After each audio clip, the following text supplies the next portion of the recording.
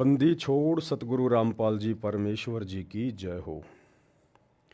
परमपिता परमात्मा सारी सृष्टि के रचनहार, कुल मालिक, असंख्य ब्रह्मांडों के स्वामी, जगत गुरु, तीनों लोकों में प्रवेश करके सबका भरण पोषण करने वाले, राजाधिराज, आत्माधार, नाथों के नाथ, देवों के देव महादेव, सर्वेश्वर महेश्वर, मृत्युंजय, अजरो अमर, आदि अनादि, सनातनी प्रभु, जगत पिता जगदीश्वर, श्री श्री 1008 की उपाधि के वास्तविक अधिकारी, अकाल मूरत शब्द स्वरूपी राम वासुदेव, सर्वगतम ब्रह्म, परम पूज्य, प्रथम पूज्य, परम संत, परम पुरुष, परम धनी, परम दयालु, सत्य कबीर, हक्का कबीर, अल्लाहु कबीर, अल्लाहु अकबर, बाखबर, अल्लाह ताला, जगत के तारणहार, जगत के मुक्तिदाता, जगत के जगन्नाथ, हारे के सहारे, हिंदुओं के राम, मुसलमानों के अल्लाह, सिखों के वाहिगुरु, ईसाइयों के मसीह, दया के सागर दयानिधि, करुणा के सागर करुणानिधि,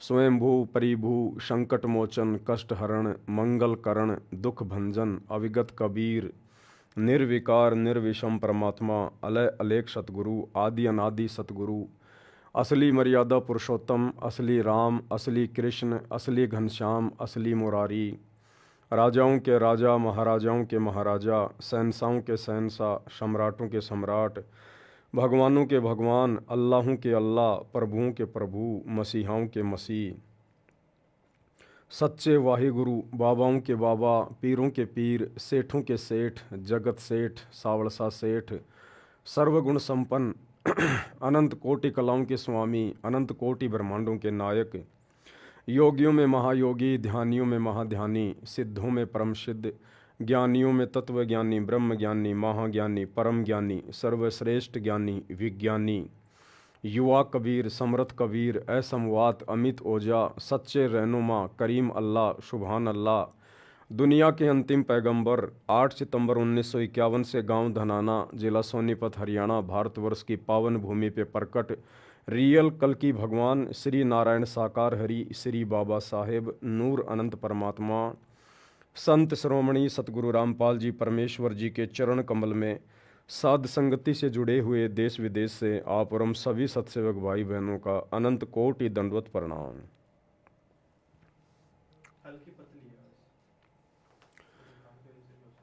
सत्साई भाई और बहनों, दया परमपिता परमेश्वर जी की, सारी सृष्टि के सर्जनहार, सारी सृष्टि के रचयिता सतगुरु रामपाल जी भगवान की, जिनके शुभ आशीर्वाद से, विशेष आशीर्वाद से आप और हम सभी सत्सेवक भाई बहन साध संगति से जुड़कर गुरु को परमात्मा मान के, ज्ञान को आधार बना के भक्ति मार्ग पर हर प्रकार से मर्यादाओं में रहते हुए दृढ़ता के साथ निरंतर आगे की ओर बढ़ रहे हैं।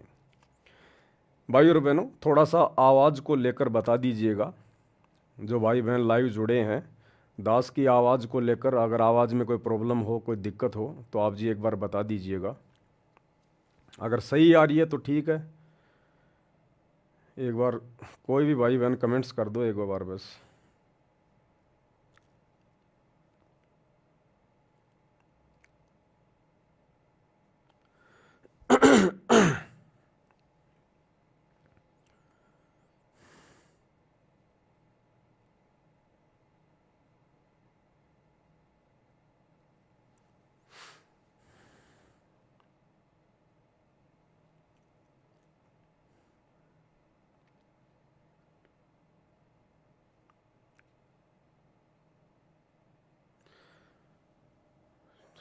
सतसाहिब जी ठीक है, दया परमात्मा की। वैसे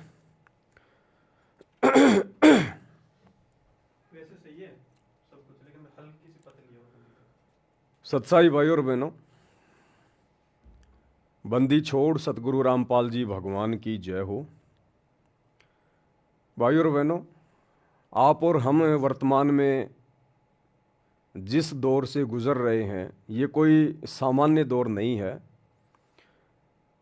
दुनिया की नज़रों में उनकी दैनिक जो क्रिया होती है बस वही है, उसके अलावा उन्हें आगे पीछे का कुछ नहीं पता है। ना उन्हें आत्मज्ञान है, ना उन्हें परमात्म ज्ञान है, ना उनको ये पता कि मुझे ये मनुष्य जीवन क्यों मिला है, और मेरा मुख्य कार्य क्या है, जिस कार्य के लिए उस अल्लाह ने, उस परमेश्वर ने मुझे ये मनुष्य शरीर दिया, स्त्री या पुरुष का। लेकिन आप और हम चंद आत्माओं के ऊपर, जितनी भी आत्माएं वर्तमान में सतगुरु रामपाल जी परमेश्वर जी से जुड़ी हुई हैं, उनके शिष्य हैं, उनकी शिष्या हैं, आप और हमारा ये सौभाग्य है।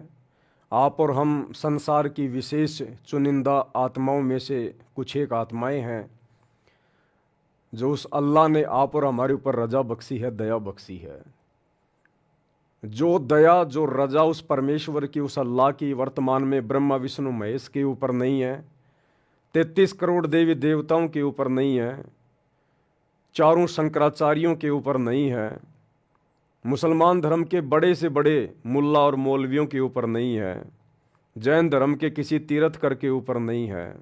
वो दया गुरुदेव ने आज आप और हमारे ऊपर बख्शी हुई है। और इस बात का पता लोगों को 2028 के आसपास चलेगा, जब ये परमात्मा सतगुरु रामपाल जी भगवान, दुनिया जिन्हें कल्कि के नाम से यूट्यूब पे ढूंढ रही है, दुनिया भर के भविष्य वक्ता जिनके विषय में भविष्यवाणियाँ कर रहे हैं, लेकिन वो खोज नहीं पा रहे, सर्च नहीं कर पा रहे कि वास्तव में वो कल्कि है कौन। तो इस दुनिया को उस समय पता चलेगा जब ये कल्कि भगवान, ये सतगुरु रामपाल जी भगवान 2028 के आसपास अचानक से दुनिया के सामने प्रकट होंगे, जैसे नरसिंह खंबा फाड़ के अचानक से प्रकट हुआ था। तो हम आत्माओं ने दुनिया वालों को देखकर या दुनिया वालों की बातें सुनकर हमने अपने मनोबल को कमजोर नहीं करना है। हमारी समझ में आ गया है कि परमात्मा कौन है, भगवान कौन है, अल्लाह कौन है। ये हिंदू, मुस्लिम, सिख, ईसाई ये खाली फालतू में मंदिरों में, चर्चों में, गुरुद्वारों में, मस्जिदों में जा जाकर चिल्लाते हैं, लेकिन वहाँ भगवान नहीं है, अल्लाह नहीं है, वाहिगुरु नहीं है, मसीहा नहीं है। वो अल्लाह, वो परमात्मा, वो सतगुरु कोई जानवर नहीं है, कोई पशु नहीं है जो मुल्ला मौलवी पंडित काजी या कोई भी पाठी या कोई भी पास्टर पोप पादरी उसे रस्से से बांधकर और उस मंदिर मस्जिद में, चर्च या गुरुद्वारे में रख लेगा। वो तो सर्वंग है, सर्वंग रमता राम है, उसकी शक्ति, उसकी सत्ता, उसका वास सृष्टि के कण कण में है। तो आज आप और हमें पता चल चुका है उस परमेश्वर की दया से, उसकी रजा से, क्योंकि वो खोजने से नहीं मिलता, उसकी पहचान कोई इंसान नहीं कर सकता। आना भाई, देखना एक बार ये।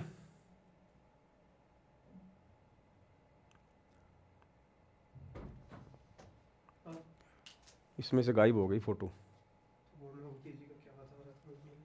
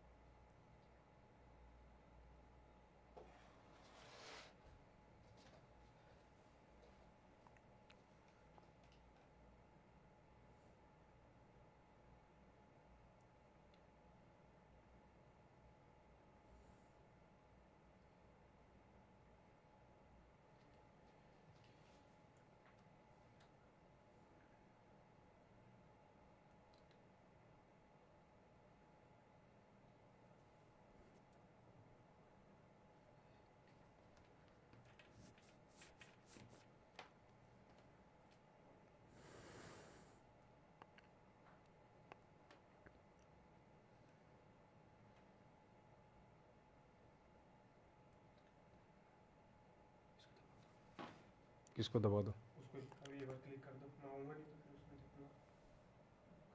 हाँ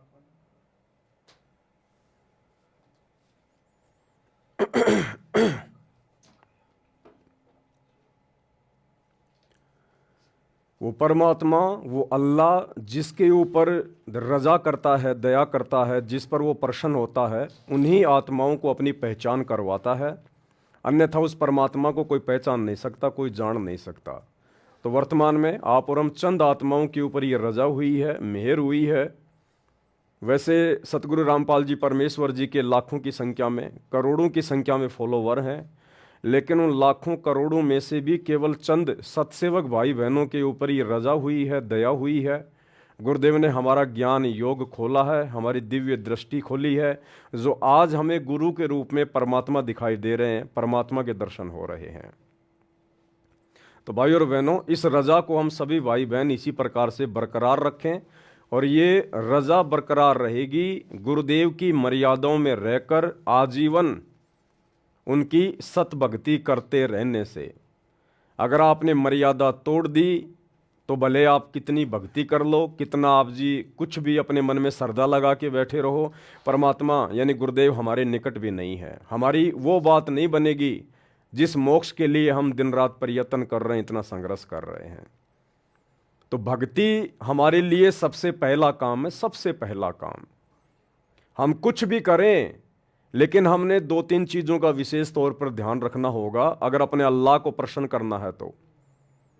सबसे पहले उनके द्वारा हमें जो भक्ति क्रिया करने को दे दी गई है, पांचों यज्ञ, वो पांचों यज्ञ हमने नियमित करने हैं।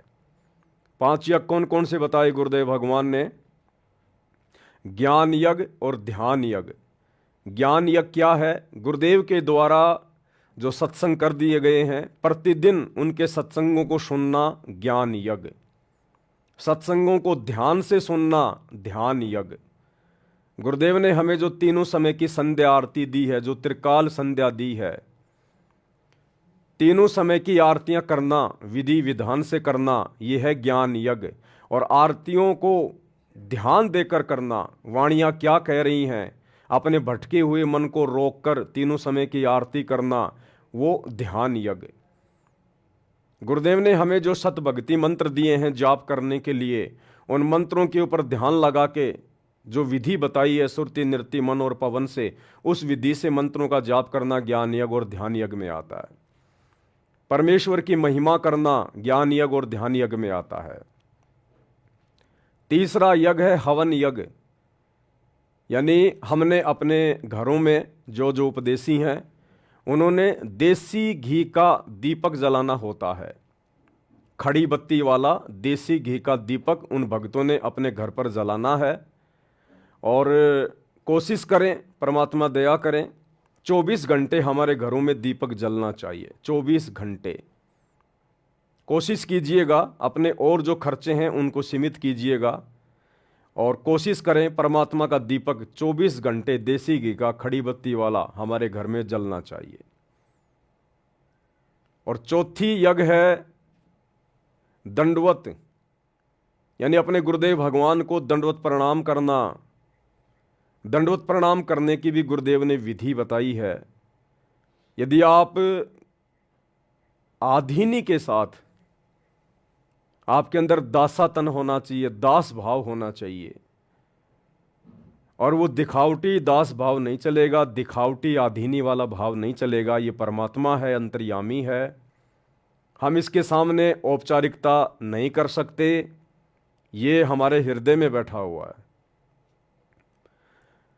हम बाहर मार्केट में जहाँ भी काम धंधा करते हैं, जो भी अपना बिजनेस व्यवसाय करते हैं, वहाँ तो बार बार हम चिल्लाते हैं, लेबर के ऊपर चिल्लाते हैं, छोटी छोटी बातों के ऊपर मनमुटाव करते हैं, ऊंची आवाज़ में बातें करते हैं, 2 मिनट में हम गुस्सा हो जाते हैं, और जब घर पे आते हैं सुबह शाम तो हाथ जोड़ के गर्दन नीची करके दंडवत प्रणाम करते हैं। तो वो दंडवत प्रणाम परमात्मा स्वीकार नहीं करेगा। गुरुदेव ने बताया जो पतिव्रता स्त्री होती है, वो चाहे अपने घर पे रहे, चाहे घर से बाहर रहे, उसका आचार विचार व्यवहार बोलना चलना एक जैसा होना चाहिए। तो हम अपने गुरुजी के सामने दंडवत प्रणाम करते समय तो लंबा लेट रहे हैं, गर्दन नीची कर रहे हैं, नीची आवाज़ में बात कर रहे हैं, और बाहर मार्केट में, बाजार में या अन्य कोई भी व्यवसाय हमारा जैसा भी है, वहाँ हम चिल्ला रहे हैं, चीख रहे हैं, ये नुकसान कर दिया, इसकी भरपाई कौन करेगा, तुम लेबर हो या तुम क्या हो, तुम्हारा दिमाग है या पजामा है। तो परमात्मा उस दंडवत प्रणाम को जो दिखावटी है उसको स्वीकार नहीं करेगा। जब तक परमात्मा यानी सतगुरु अपने भगत के आचार विचार व्यवहार को, उसकी करनी और कथनी को एक जैसा नहीं देखेगा, तब तक परमात्मा उसके दिखावटी दंडवत प्रणाम को स्वीकार नहीं करेगा। और पांचवी यज्ञ है धर्म यज्ञ। धर्म यज्ञ यानी अपनी आमदनी का जो भी आप काम धंधा करते हैं, मेहनत मजदूरी नौकरी करते हैं, उसका 10वां हिस्सा, उसका 10% अंश अपने गुरुदेव भगवान के हाथों में दान करना धर्म के लिए। क्योंकि गुरु जो सुपात्र होता है वो केवल उसका सदुपयोग ही करेगा, वो वापस हमारी सेवा में लगाएगा, हमारे लिए ही व्यवस्थाओं में लगाएगा, भंडारे में लगाएगा। तो सुपात्र को दिया गया दान धर्म यज्ञ कहलाता है। और वर्तमान में जैसे हमारे गुरुदेव भगवान अपने मिशन के तहत कुछ समय के लिए आप और हमारे से दूर हिसार जेल में बैठे हुए हैं, ऐसी स्थिति में आज उनके नाम पर उनके परिवार ने धार्मिक धंधा खोल रखा है, जगह जगह सतलोक आश्रम खोल रखे हैं, जगह जगह नामदान सेंटर खोल रखे हैं। जबकि ये लोग कुपात्र हैं, ये लोग दान धर्म लेने के अधिकारी नहीं हैं, सुपात्र नहीं हैं। बहुत सारे भाई बहन इनके झांसे में फंसे हुए हैं, लेकिन जो ज्ञानी आत्मा है वो ऐसी गलती नहीं करेगी वर्तमान में, क्योंकि वर्तमान में गुरुदेव की गैर हाजिरी में आज हमारी परीक्षा चल रही है। तो वर्तमान में धर्म यज्ञ कहाँ करें, कैसे करें? पहली बात तो ऐसी विशेष परिस्थितियों में यदि हम धर्म यज्ञ नहीं कर पाते हैं तो हमें दोष नहीं लगता है, क्योंकि हम तो करना चाहते हैं, लेकिन हमारे गुरुदेव भगवान हिसार जेल में बैठे, हमारी मजबूरी है। बाहर जितने भी लोग हैं सब कुपात्र हैं, कोई भी सुपात्र नहीं है। तो दें तो किस आश्रम में दें, कहाँ दें? तो हमारे सामने दो ही विकल्प हैं, या तो हम ज्योति पाठ और दान का अपने घर पर जहाँ दरबार साहिब लगा रखा है, अपने गुरुदेव को परमेश्वर मानकर हम दंडवत प्रणाम करके और संकल्प कर लें कि ये गुरुदेव दास आपके चरणों में ज्योति का, पाठ का या वैसे दान का संकल्प करता है, आप इसको स्वीकार करने की कृपा करें। और गुरुदेव जब आप आश्रम में आ जाओगे उस समय दास आपके चरणों में ये सेवा राशि सौंप देगा। दूसरा तरीका है, यदि आप अपने गुरुदेव भगवान को प्रतिदिन भोग लगा रहे हैं, प्रतिदिन आप उनको इष्ट मान के, परमेश्वर मान के, गीता अध्याय 3 श्लोक 13 के अनुसार भोग लगा रहे हैं, तो ये आपका धर्म यज्ञ में काउंट होता है, ये आपका धर्म यज्ञ में काउंट होता है। कोई भगत भाई बहन हमारे घर पर आते हैं, प्यार प्रेम से भंडारा खिलाओ, उनकी सेवा करो, वो भी धर्म यज्ञ में आता है। और वर्तमान में गुरुदेव का मिशन है साध संगति। साध संगति में जो भी सेवा होती हैं वो परमेश्वर के अनुरूप होती हैं, उनकी प्रेरणा के अनुसार होती हैं। तो साध संगति में जब भी कोई सेवा चलती है, आप जी जैसा भी आपको परमात्मा प्रेरणा करें, आप अपना योगदान उसमें कर सकते हैं, क्योंकि यहाँ आपके एक भी रुपये का किसी भी प्रकार से दुरुपयोग नहीं होगा। जो भी होगा परमात्मा की सेवा में होगा, लोग दिखावे में नहीं होगा, मान बढ़ाई में नहीं होगा, राजनीति में नहीं लगेगा, गुंडों की सीबीआई जांच में नहीं लगेगा, जाटों के आरक्षण में नहीं लगेगा, और स्टेडियम बनाने में नहीं लगेगा, किसी की धर्मशाला बनाने में नहीं लगेगा, काल पुजारियों के लिए भंडारे लगाने में नहीं लगेगा। यहाँ जो लगेगा केवल परमात्मा की सेवा में लगेगा। भाई और बहनों, क्या है, आने वाले समय में परमेश्वर ने भी इस गंदे लोक को छोड़कर अपने सतलोक में जाना है, और जाने के बाद परमात्मा ने हजारों वर्षों तक, जब तक उनका ये भक्ति मार्ग चलेगा, परमात्मा ने यहाँ व्यवस्थाओं को भी संभाल के रखना है। तो रिहर्सल परमात्मा उसकी पहले से ही करवाएगा कि वो कौन आत्मा होंगी, कैसी आत्मा होंगी जिनके मार्फत आगे हजारों साल मेरा मार्ग चलेगा। तो मेरे बच्चे उनके ऊपर विश्वास करें, ज्ञान को आधार बनाकर। तो परमेश्वर वर्तमान में साध संगति के माध्यम से उस आने वाले समय की रिहर्सल करवा रहे हैं कि आने वाले समय में किस प्रकार से भगत आपस में दान धर्म करेंगे, और किस प्रकार सोच समझ के करेंगे, और सुपात्र को करेंगे, और जिसको दिया जाएगा वो कितना योग्य है, कितना अयोग्य है। तो वर्तमान में ये परीक्षा चल रही है। इस पैसे का दुरुपयोग दास भी कर सकता है, कोई बड़ी बात नहीं है। जो भी भाई बहन दास के पास सेवा भेजते हैं, अब उनको तो नहीं पता कि दास वो पैसा कहाँ कहाँ खर्च करेगा, क्या क्या करेगा। वो आत्माएं अपने गुरुदेव को आधार मानकर और विश्वास करके, जो उन्होंने देखा है सुना है साथ संगति में, वो विश्वास करके सेवा भेजती है दास के पास में। अब दास यदि निकम्मापन कर दे गुरुदेव के बेटा बेटी भाई बंधु रिश्तेदारों की तरह, इन आश्रम वालों की तरह, तो मेरे एक के कारण कितनी हजारों आत्माएं परमात्मा की दोषी हो जाएंगी। इसलिए भाई और बहनों, दास ये गलती नहीं कर सकता, और जब तक इस दास की श्वासें शरीर में हैं तब तक नहीं करेगा। क्योंकि मुझे परमात्मा ने धर्म कर्म के बारे में, लाभ हानि के बारे में, उचित अनुचित के बारे में, भक्ति मार्ग पे क्या उचित है क्या अनुचित है, सब कुछ समझा दिया है। तो दास ये गलती नहीं कर सकता। और जिस आत्मा को अपने आत्म कल्याण की चिंता हो जाएगी, जिस आत्मा को सतगुरु का ये भक्ति मार्ग अच्छे से समझ में आ जाएगा, वो आत्मा तो फिर वैसे भी गलती नहीं करेगी। वो चाहे कितने भगत हो, कैसा ही भगत हो, कोई भी भगत हो, जिसको एक बार इस काललोक के दुखों के विषय में पता चल गया, जानकारी हो गई, और सतगुरु कितनी अनमोल वस्तु है, कितनी बेशकीमती वस्तु है, ये अल्लाहु अकबर अल्लाहु कबीर युगों बाद में धरती पे उतरा है, जिसको इस बात की जानकारी हो गई, वो आत्मा फिर गलती नहीं कर सकती। वो चाहे पवन दास हो या चाहे मेरे जैसे लाखों करोड़ों भाई बहन हो। तो आने वाले समय में किस प्रकार से परमेश्वर की व्यवस्थाएं चलेंगी, आज हिसार जेल में बैठ के परमात्मा उन सब की रिहर्सल देख रहा है। तो ये पांचों यज्ञ हमने नियमित रूप से करनी है। उसके बाद गुरुदेव भगवान के जो नियम हैं, जो मर्यादाएं हैं, हमने उनका प्रत्येक का अनुसरण करना है, फॉलो करना है। एक भी मर्यादा ना टूट जाए गुरुदेव भगवान की। हमारी छोटी सी किसी भी कमजोरी के कारण हमारे गुरुदेव को जरा सा भी कष्ट ना पहुंचे, हमने इस बात का भी पल पल ध्यान रखना है। तो भाई और बहनों, ये जो विशेष दया, विशेष मेहर इस पूरे विश्व में, पूरी कायनात में, पूरी सृष्टि में, जो वर्तमान में उस कल की भगवान ने, अल्लाहु कबीर ने, भगवानों के भगवान ने, सतगुरु रामपाल जी परमात्मा ने जो बख्शी हुई है, केवल हम चंद सत्सेवक भाई बहनों के ऊपर बख्शी हुई है।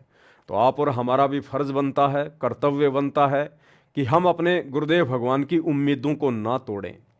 अगर गुरुदेव ने हमारे ऊपर विश्वास किया है इस पूरी सृष्टि में, तो हम उनके विश्वास के ऊपर खरे उतरें। तो इसी कड़ी में आगे कुछ बातें हैं जो आप भाई बहनों के साथ में शेयर करनी है। परमात्मा ने कुछ संदेशे दिए हैं, दास ने ज्ञान आधार से उन संदेशों के ऊपर विचार किया, तो मुझे लगा कि वास्तव में ये संदेशा परमेश्वर की तरफ से है और ये सभी भाई बहनों तक पहुंचना चाहिए। वैसे तो दास जूली बहन के माध्यम से जो ऑडियो मेरे पास आती हैं मैं आप लोगों को भेजता रहता हूं, लेकिन कुछ एक ऑडियो होती हैं जिनको मैं साइड में रख लेता हूं, आप भाई बहनों को नहीं भेजता, क्योंकि उन ऑडियो को यदि डायरेक्ट भेजा जाएगा तो आप समझ नहीं पाओगे, और उनमें एक संदेश छुपा होता है। तो फिर वो संदेश आपको समझाने के लिए दास फिर लाइव आता है। तो भाई और बहनों, वर्तमान में दंडोत प्रणाम को लेकर गुरुदेव भगवान ने कुछ आदेश दिए हैं परमात्मा ने, और ये बिल्कुल सत्य बात है। अब हमने प्रत्येक क्रिया को करते समय अपने गुरुदेव को परमात्मा मानकर, परमात्मा समझकर करनी होगी। दंडवत तो सभी भाई बहन करते हैं, आश्रमों से जुड़े भाई बहन भी दंडवत प्रणाम कर रहे हैं, सत्सेवक भाई बहन भी दंडवत प्रणाम कर रहे हैं। सत्सेवक भाई बहन जो दंडवत प्रणाम करते हैं वो विधि विधान अनुसार करते हैं, लेकिन इसके बावजूद हमें और बहुत सारी बातें उसमें ऐड करनी है जो हमारे भाव को बढ़ाएंगी, हमारी श्रद्धा को बढ़ाएंगी। क्योंकि दंडोत प्रणाम शांति से किया जाता है। दंडोत प्रणाम कोई चलते फिरते करने की चीज नहीं है। हम जिनको दंडोत प्रणाम कर रहे हैं वो कोई आम वस्तु नहीं है, कोई सामान्य संत या व्यक्ति नहीं है, कोई तीन लोक का भगवान नहीं है। तो दंडोत प्रणाम करते समय हमने कितनी स्थिरता, कितना धैर्य, कितना ठहराव, कितनी शांति अपने अंदर लेकर आनी पड़ेगी। दरबार में गए, दंडवत प्रणाम किया, दिमाग में क्या चल रहा है फटाफट, अब बस किया दंडवत प्रणाम, उठ गए और चले गए। अब ये नहीं चलेगा। हमें परमात्मा पीएचडी की पढ़ाई करवा रहे हैं, पीएचडी की पढ़ाई सत्सेवकों को। अब हमने हर चीज में ठहराव लाना पड़ेगा। हम सत्सेवकों के जीवन में जल्दबाजी बिल्कुल भी नहीं होनी चाहिए, क्योंकि जो भगत होता है, भक्ति से परिचित होता है, सतगुरु से परिचित होता है, वो ऐसा कोई काम करेगा ही नहीं जो काम जल्दबाजी का हो या भगत को टेंशन में डाल दे, जल्दबाजी में डाल दे। तो फिर हमने कोई भी भक्ति क्रिया करते समय, वो चाहे तीनों समय की आरती करना हो, चाहे गुरुदेव के सत्संग सुनने हो, चाहे गुरुदेव को दंडवत प्रणाम करना हो, हमने जल्दबाजी बिल्कुल भी नहीं करनी है। हमने इसको त्यागना है, चाहे हमारा कितना ही अर्जेंट काम क्यों ना पड़ा हो, चाहे करोड़ों रुपये का काम क्यों ना बिगड़ना हो, लेकिन ये अरबों खरबों का कार्य जो भक्ति है, इसको हमने प्रथम महत्व देना है। तभी हमारे गुरुदेव भगवान रीझेंगे, हमसे प्रसन्न होंगे, खुश होंगे। तो शुरुआत करता हूं जूली बहन के द्वारा भेजी गई एक ऑडियो से। इस ऑडियो के माध्यम से परमात्मा ने क्या संदेशा दिया है, पहले हम पूरी ऑडियो सुनेंगे। ये 8 मिनट 20 सेकंड की ऑडियो है। उसके बाद परमात्मा दया करेंगे, जहां जहां आवश्यकता होगी दास सभी भगत भाई बहनों को बताएगा कि परमेश्वर की ओर से क्या आदेश है। और देखो, आप सभी भाई बहन जो भी हैं साथ संगति से जुड़े हुए हैं, वैसे तो आप लोग सभी ज्ञानी हो, विद्वान हो, परमात्मा ने सबको हंस बना दिया है। आपने ना ही तो आंख बंद करके मुझ पवनदास की किसी बात पे यकीन करना है, ना ही जूली बहन की ऑडियो पे या किसी अन्य भगत के द्वारा निकट भविष्य में जो संदेशा दिया जाए, हमने आंख बंद करके किसी भी बात पे यकीन नहीं करना, विश्वास नहीं करना, वरना हम मार खा जाएंगे। हमने साथ साथ इन बातों का ध्यान रखना है। परमात्मा ने चाहे किसी को भी निमित्त बनाया हो, लेकिन वो निमित्त करता एक जीव है, दो कोटि का प्राणी है। वो हमारा सतगुरु नहीं है, वो भगवान नहीं है। क्या पता परमात्मा उस निमित्त कर्ता से जानबूझ के गलती करवा दे, आम संगत की परीक्षा लेने के लिए, कि बाकी लोग जो उसको सुनते हैं, उसको देखते हैं, वो लोग ज्ञान आधार से विचार करते हैं या मेरे निमित्त कर्ता की प्रत्येक बात पर आंख बंद करके भेड़ चाल में चलते हुए विश्वास कर रहे हैं। तो क्या पता परमात्मा ही दास से गलती करवा के, कुछ गलत शब्दों का प्रयोग करवा के या ज्ञान विरुद्ध संदेशा दिलवा के आप भाई बहनों की परीक्षा ले रहे हो। और आप जी बस पवन भाई ने बोल दिया, पवन भाई ने बोल दिया, और विचार अगर नहीं किया तो आप जी परमात्मा की परीक्षा में फेल हो जाओगे। क्योंकि दास का शुरू से ये मकसद रहा है, और इसीलिए दास को परमात्मा ने हमेशा से सहारा दिया है। क्योंकि मेरे मन में कोई छल कपट नहीं है, कोई राग द्वेष ईर्ष्या नहीं है, मेरे मन में कोई लोभ लालच या कोई स्वार्थ नहीं है। मैं संगत को ठगूं, संगत से पैसा हड़पूं, उस पैसे से मैं कोई बिजनेस खोलूं, मेरी ऐसी कोई भावना शुरू से ही इस भक्ति मार्ग पर नहीं रही है। इसलिए परमात्मा ने इस कुत्ते को निमित्त बनाया है। और अब इतना ज्ञान दे दिया भगवान ने, अपनी बिल्कुल पहचान करवा दी। अब भी यदि कोई व्यक्ति अगर इस परमात्मा से धोखा करने की सोचेगा, तो उससे बड़ा गधा फिर संसार में कोई दूसरा नहीं है। तो परमेश्वर ने क्या कुछ संदेशा भिजवाया है, इसीलिए पहले दास आपको सुनाता है। दास डायरेक्ट कोई आदेश आप लोगों के ऊपर नहीं थोपता है, ना मैं कोई आदेश देने का अधिकारी हूं।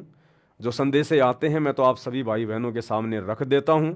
आपको लगे कि ये बातें अपनाने से भक्ति में हमें कुछ फायदा ही है, नुकसान नहीं है, तो आप उनको अपना सकते हैं। आपको लगता है कि ये जो बातें बताई जा रही हैं ये गुरुदेव के ज्ञान के विरुद्ध हैं, तो आप जी बाध्य नहीं है, आप उन बातों को ना मानिएगा।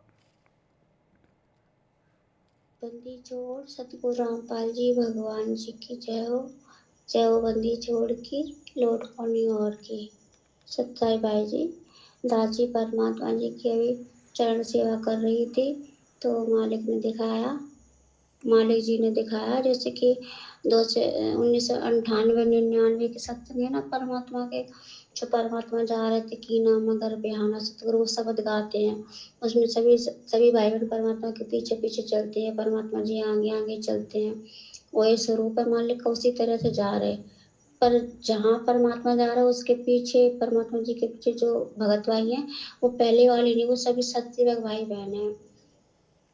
परमात्मा जी के साथ जा रहे तो परमात्मा जी गए वहाँ पे एक स्टेज बना बहुत बड़ा, बहुत बड़े बड़े साउंड लगे हुए हैं और परमात्मा जी स्टेज पे खड़े हो गए और सबकी जनता नीचे है। तो परमात्मा जी कह रहे हैं आप लोगों को पता बच्चों, पुण्यात्माओं, परमात्मा को दंडवत प्रणाम कैसे करते हैं? तो सही भाई बहन तो बोल दिए हाँ पता है। तो बताओ। क्योंकि पहले मंत्र करते हैं फिर परमात्मा को दंडवत प्रणाम करते हैं। तो परमात्मा जी कह रहे हैं पहले परमात्मा को बैठ के परमात्मा को दंडवत प्रणाम किया जाता है। फिर जिसके पास प्रथम नाम सत्यनाम है उसका जाप करो और जो भगत आत्माएं संकल्प इच्छा से जुड़ी हैं वो परमात्मा जी का समर्थ साहेब रत्न उजागर की वाणी बोलकर वो परमात्मा जी को दंडवत प्रणाम करेंगे। क्योंकि जैसे जैसे भक्ति मार्ग में आगे बढ़ते जाओगे वैसे वैसे कोर्स चेंज विषय चेंज होते जाएंगे।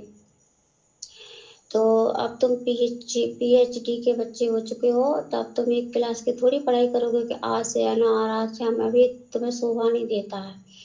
तो दासी ने कहा कि परमात्मा जी गुरु जी दासी तो ऐसे करती है पवन भैया ने बताया है कि मैं बैठ के परमात्मा को देखना चाहिए उनके स्वरूप को फिर हमें चिंतन मनन करके और फिर दंडवत प्रणाम करना चाहिए। तो दासी ऐसे करती है गुरु को कीजिए दंडवत कोटि कोटि सॉरी भगवान जी कर जोर विनती करूं धरूं चरण पसी सतगुरु रामपाल जी भगवान जिन दियो नाम बख्शिश। ऐसे करके ऐसे एक शब्द बोल के मालिक फिर आपको दंडवत प्रणाम दासी करती है। तो परमात्मा जी कह रहे थे ये शब्द को भी बोलना है और समय साहिब रत्न की वाणी को भी बोलना है। और पवन भैया जी आप जी भी स्टेज पे हो परमात्मा के साथ। परमात्मा कह रहे अब तुमने जैसे जैसे मैंने तुझे बताया था तुमने इनको समझा दिया ना। तो परमात्मा गुरु जी से पवन भैया जी आप जी कह रहे हो हाँ मालिक आप जैसे बताया था सभी भाई बहन वैसे दंडवत प्रणाम करते हैं। अच्छा बहुत ठीक है। और फिर परमात्मा कह रहे जैसे कि सर पढ़ाते ना स्कूल में तो सब एक साथ एक सुर में बोलते हैं सब बच्चे इसी तरह परमात्मा बोल रहे हैं। तो आज से बच्चों को कैसे दंडवत प्रणाम करोगे? सभी भाई बहन कह रहे जी मालिक जैसे आप बताओगे। हाँ तो हमने कैसे बताया आपके गुरु जी ने? तो सब भाई बहन कह रहे मालिक जी आपने बताया कि समृद्ध साहिब रत्न उजागर की वाणी साथ में दंडवत प्रणाम करना है जो भाई बहन जुड़े हुए हैं वो। और बाकी का पवन बेटा तुम्हें समझा देगा। पवन बेटा को समझा देगा ना। तो पवन भैया आप जी ने कहा जी मालिक और सभी भाई बहन कह रहे जी मालिक। तो पवन भैया ने आपको कैसे बताया था दंडवत प्रणाम करने के लिए? तो सभी भाई बहन बता रहे परमात्मा पवन भैया ने बोला था कि हमें ऐसे बैठ के परमात्मा को स्वरूप देख करके मंत्र का जाप करके फिर दंडवत प्रणाम करना। हाँ बेटा ऐसे करना पर आप भक्ति मार्ग में और चेंजिंग होंगी और एक गधे घोड़े की तरह थोड़ी दंडवत प्रणाम करना आए और लौट कर नहीं अब ये नहीं चलेगा। तुम्हारा गुरु तुम्हारे हृदय में विराजमान है और गुरु जी हर गतिविधि पर नजर रखता है। और अगर तुम फॉर्मोलिटी करोगे भक्ति मार्ग में तो परमात्मा भी फॉर्मोलिटी करेगा। इसलिए तुम्हें और जो है ना जो सुमरन करना है एकाचित्र होकर सुमरन करना है। एक जगह बैठ के सुमरन करना ना कि चलते फिरते खाते पीते नहीं। अब बेटा ये नहीं चलेगा। अब तुम पीएचडी के बच्चे हो चुके हो। तो सब लोग कह रहे जी मालिक जी ऐसे करके एक सुर में सभी लोग बोल रहे परमात्मा कह रहा हाँ। अब तुम्हें कुछ याद आया? तो सब लोग कह रहे जी परमात्मा जी हाँ आगे चल के और पवन बेटा तुम्हें और अच्छे से समझा देगा ना बेटा? तो पवन भैया जी आप जी कह रहे जी मालिक। इसी तरह से परमात्मा समझा रहे हैं कि हमें जब सुमरन करना है तो एकांत जगह पे बैठ के परमात्मा के चिंतन मन में ध्यान लगाना ना कि घर के कामों में भी ये करना वो करना नहीं। अगर तुम ऐसा करोगे तो वो बंदी छोड़ है तुम उसके साथ चालाकी करोगे तो बंदी छोड़ भी तुम्हें चालाकी करेगा छोड़ेगा नहीं। और अब बेटा तुम लास्ट की 2 सीढ़ी तुम्हारी रह गई है सतलोक चढ़ने के लिए और बाकी की सीढ़ी तुम चढ़ चुके। अगर तुम ये 2 सीढ़ी छोड़ दोगे ना चढ़ने के लिए तो आप यहाँ से गिरोगे। आपको पता है आपका सर में लगेगी हाथ पैर टूटेंगे। पता नहीं ढुढ़कते ढुढ़कते कहाँ गिरोगे जाके फिर पता नहीं कितने दिन में तुम उठ पाओगे। तो इससे अच्छा है कि सही सलामत ऊपर की लास्ट जो 2 सीढ़ी रहेगी इन्हें भी चढ़ना है कि नहीं? सही भाई बहन कह रहे जी मालिक। इसी तरह से परमात्मा जी कह रहे हैं हमने जैसे जैसे पवन बेटा को बताया था भक्ति मार्ग में उसी तरह से पवन बेटा ने तुम सबको बताया ना। तो सभी भाई बहन कह रहा जी मालिक, हाँ आप तुम बहुत होशियार होते जा रहे हो और फॉर्मेलिटी बिल्कुल भी नहीं चलेगी भक्ति मार्ग में। अब सब नियम कायदे जैसे जैसे भगत आगे बढ़ेंगे उनके चेंज होते जाएंगे। तो पवन भैया आप जैसे परमात्मा कह रहे हैं बेटा इनको अच्छे से और समझा देना। आपके जो भाई बहन है ना बहुत भोले हैं, कुछ तो समझ जाएंगे, वो कुछ नहीं समझ पाएंगे। आपको पता है ना आपका गुरु जी क्या है, आपका गुरु जी संदेशा कुछ देता है, बताना कुछ चाहता है। शॉर्ट में आप जानते हो ना। तो पवन भैया जी आप जी कह रहे जी मालिक, सर झुका के जी मालिक, अच्छे से इनको समझा देना ताकि ये भक्ति मार्ग को त्रुटि ना करें। और परमात्मा जी इसी तरह से कह रहे बेटा भक्ति मार्ग में तुम्हें दृढ़ता के साथ में आगे बढ़ना है, बिल्कुल भी किसी के देखने में बहकाव में नहीं आना है। समय अब बीतता जा रहा है और तुम्हें जल्दी जल्दी भक्ति मार्ग में आगे बढ़ना है। तो सभी भाई बहन कह रहे हैं हाँ परमात्मा आपकी दया रहेगी, दया करना परमात्मा। तो परमात्मा कह रहे दया करेंगे। देखो अगर तुम्हारा गुरु दुनिया की नज़र में तुम्हारा गुरु जेल में है, पर हकीकत में तो तुम्हें पता है तुम्हारा गुरु तुम्हारे हृदय में विराजमान है। अगर तुम्हारा गुरु तुम्हारे हृदय में विराजमान नहीं हो तो एक काल तुम्हें कच्चा चबा जाए, कच्चा खा जाए, एक पल के लिए तुम्हें नहीं छोड़े। तुम्हारा गुरु एक क्षण के लिए तुम्हें नहीं छोड़ता। जैसे गऊ अपने बच्चे पे नजर रखती है, इसी तरह गुरु तुम्हारा तुम पे नजर रखता है और हृदय में निवास करता है। और हृदय में परमात्मा निवास करता है, वहां पे बैठ के सब गतिविधि पर ध्यान देता है। चालाकी बिल्कुल भी नहीं चलेगी, दिखावा भक्ति मार्ग में बिल्कुल भी नहीं चलेगा। इसी तरह परमात्मा ये सब बता रहे हैं और आपको समझा रहे हैं कि बेटा इन्हें अच्छे से समझा देना। अब आप जो भक्ति मार्ग में जो भी बच्चे हैं अब नियम चेंज होंगे और जो संकल्प दीक्षा से हैं वो ऐसी मतलब परमात्मा दंडवत प्रणाम करेंगे। पहले संगत साहिब की वाणी बोलेंगे फिर दंडवत प्रणाम करेंगे। उससे पहले तो मतलब जो बोलते हैं ना कर जोरों विनती करूं धरूं चरण पसी से ये वाणी भी बोलनी है, उसके बाद समृत साई वाली भी बोलनी है। और इस वाणी को पवन बेटा और अच्छे से तुम सबको समझा देगा। इसी तरह से परमात्मा कह के और सबको आशीर्वाद दे के और फिर परमात्मा जी चले गए। और आप जी ने फिर वो मतलब ले ली किताब सी, उसमें आप मतलब सबके नंबर ऐड कर रहे हो, तो लिख रहे हो किस किस को समझाना है किस किस को नहीं। बस इतना ही परमात्मा जी ने दिखाया है। बंदी छोड़ सतगुरु रामपाल जी भगवान जी की जय हो। सत्साई भाई और बहनों, संदेशा आप सभी ने सुन लिया है। संदेशा परमात्मा की तरफ से है, क्योंकि दास भी ऐसा वैसा कोई संदेशा आप जियों को नहीं देगा जो हमारे किसी मतलब का ना हो। अब ये क्या है भाई और बहनों, परमात्मा चाहते हैं कि जो आत्माएं चुन ली गई हैं, जिन आत्माओं को सेलेक्ट कर लिया गया है सतलोक के लिए साथ संगति से जोड़कर, आने वाला समय खराब है, विनाशकारी है, परेशानी सब पे आएगी। तो उस समय से पहले पहले आत्माओं को और अधिक चार्ज किया जाए, उनको दृढ़ किया जाए। अब आत्मा कैसे दृढ़ होगी, कैसे आत्मा चार्ज होगी?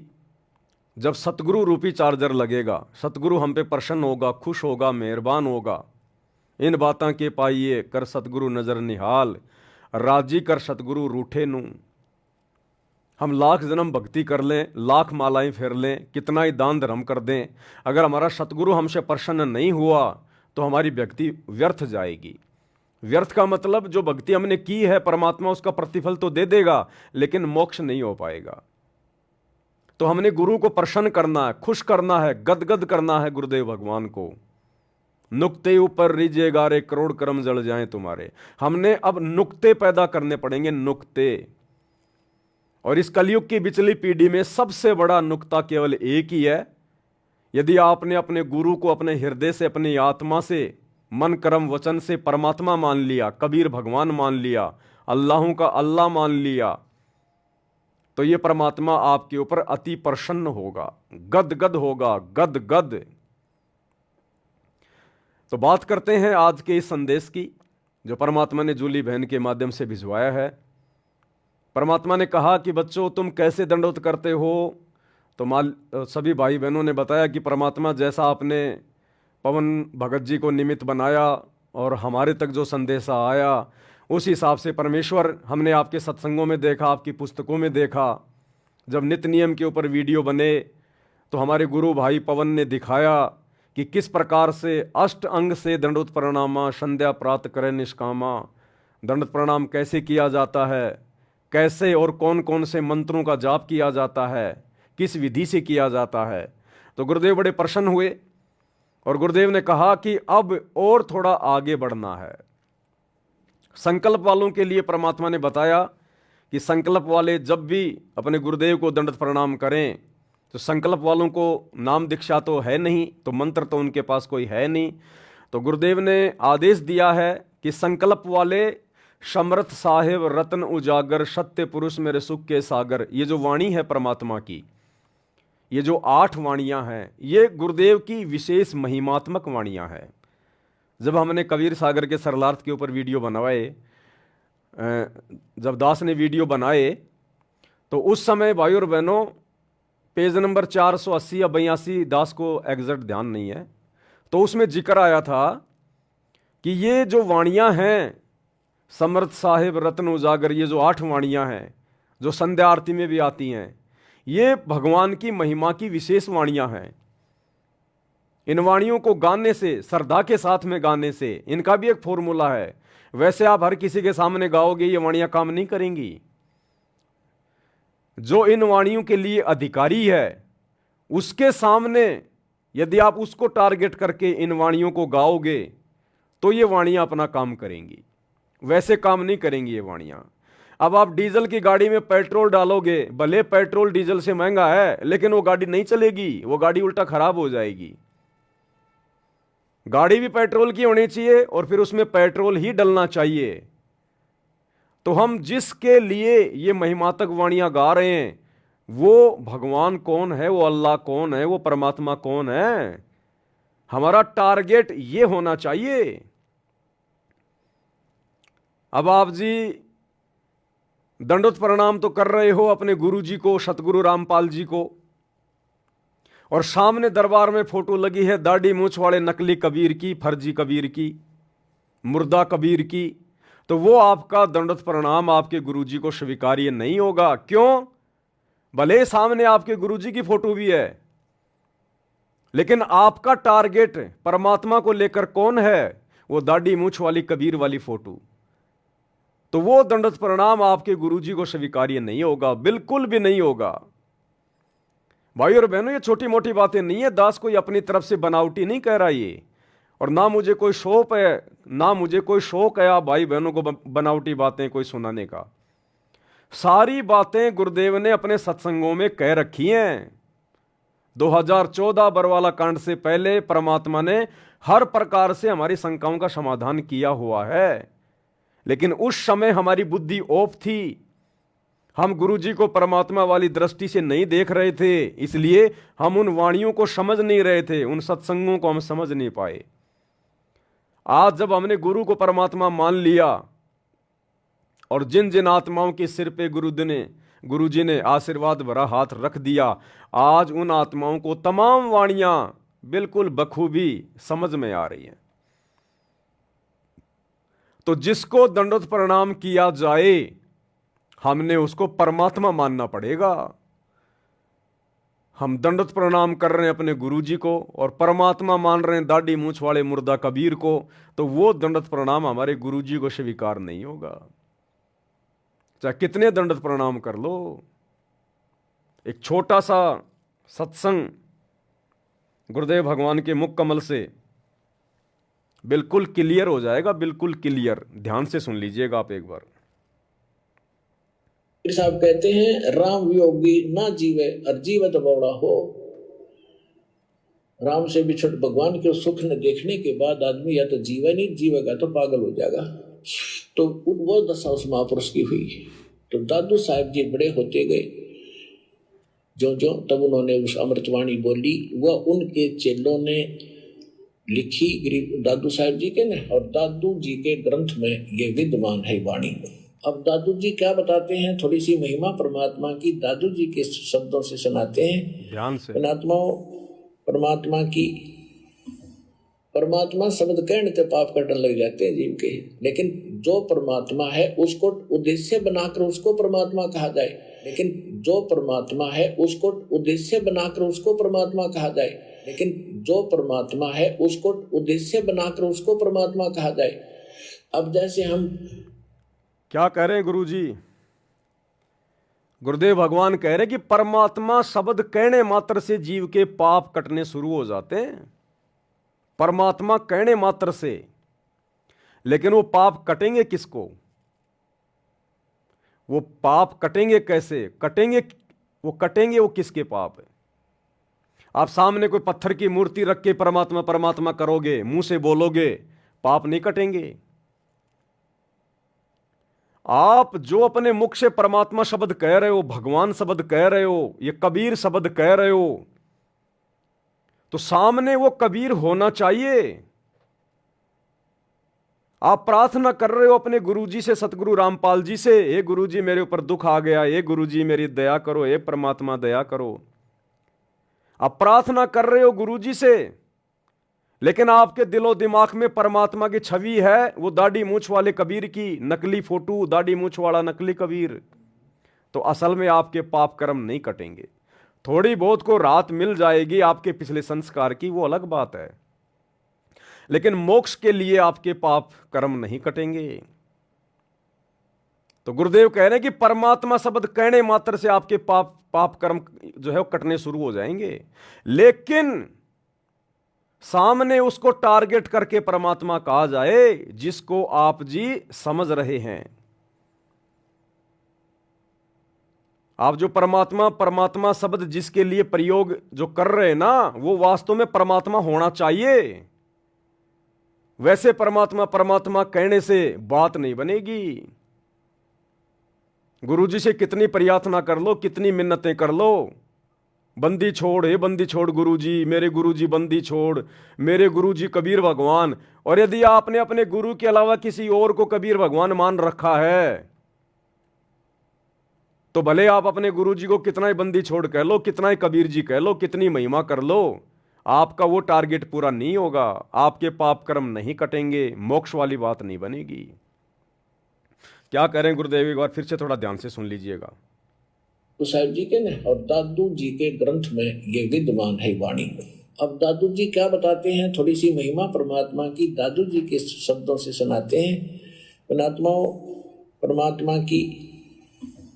परमात्मा शब्द कहने से पाप कटने लग जाते हैं जीव के, लेकिन जो परमात्मा है उसको उद्देश्य बनाकर उसको परमात्मा कहा जाए, लेकिन जो परमात्मा है उसको उद्देश्य बनाकर उसको परमात्मा कहा जाए, लेकिन जो परमात्मा है उसको उद्देश्य बनाकर उसको परमात्मा कहा, लेकिन जो परमात्मा है उसको उद्देश्य बनाकर, टारगेट बनाकर उसको परमात्मा कहा जाए, तब हमारे पाप कर्म कटेंगे। तो हम तो 90% भाई बहन जो सतलोक आश्रमों से जुड़े हैं, हमारा जो टारगेट है, हमारा जो उद्देश्य है परमात्मा वाला, वो तो दाढ़ी मूछ वाले नकली कबीर का है।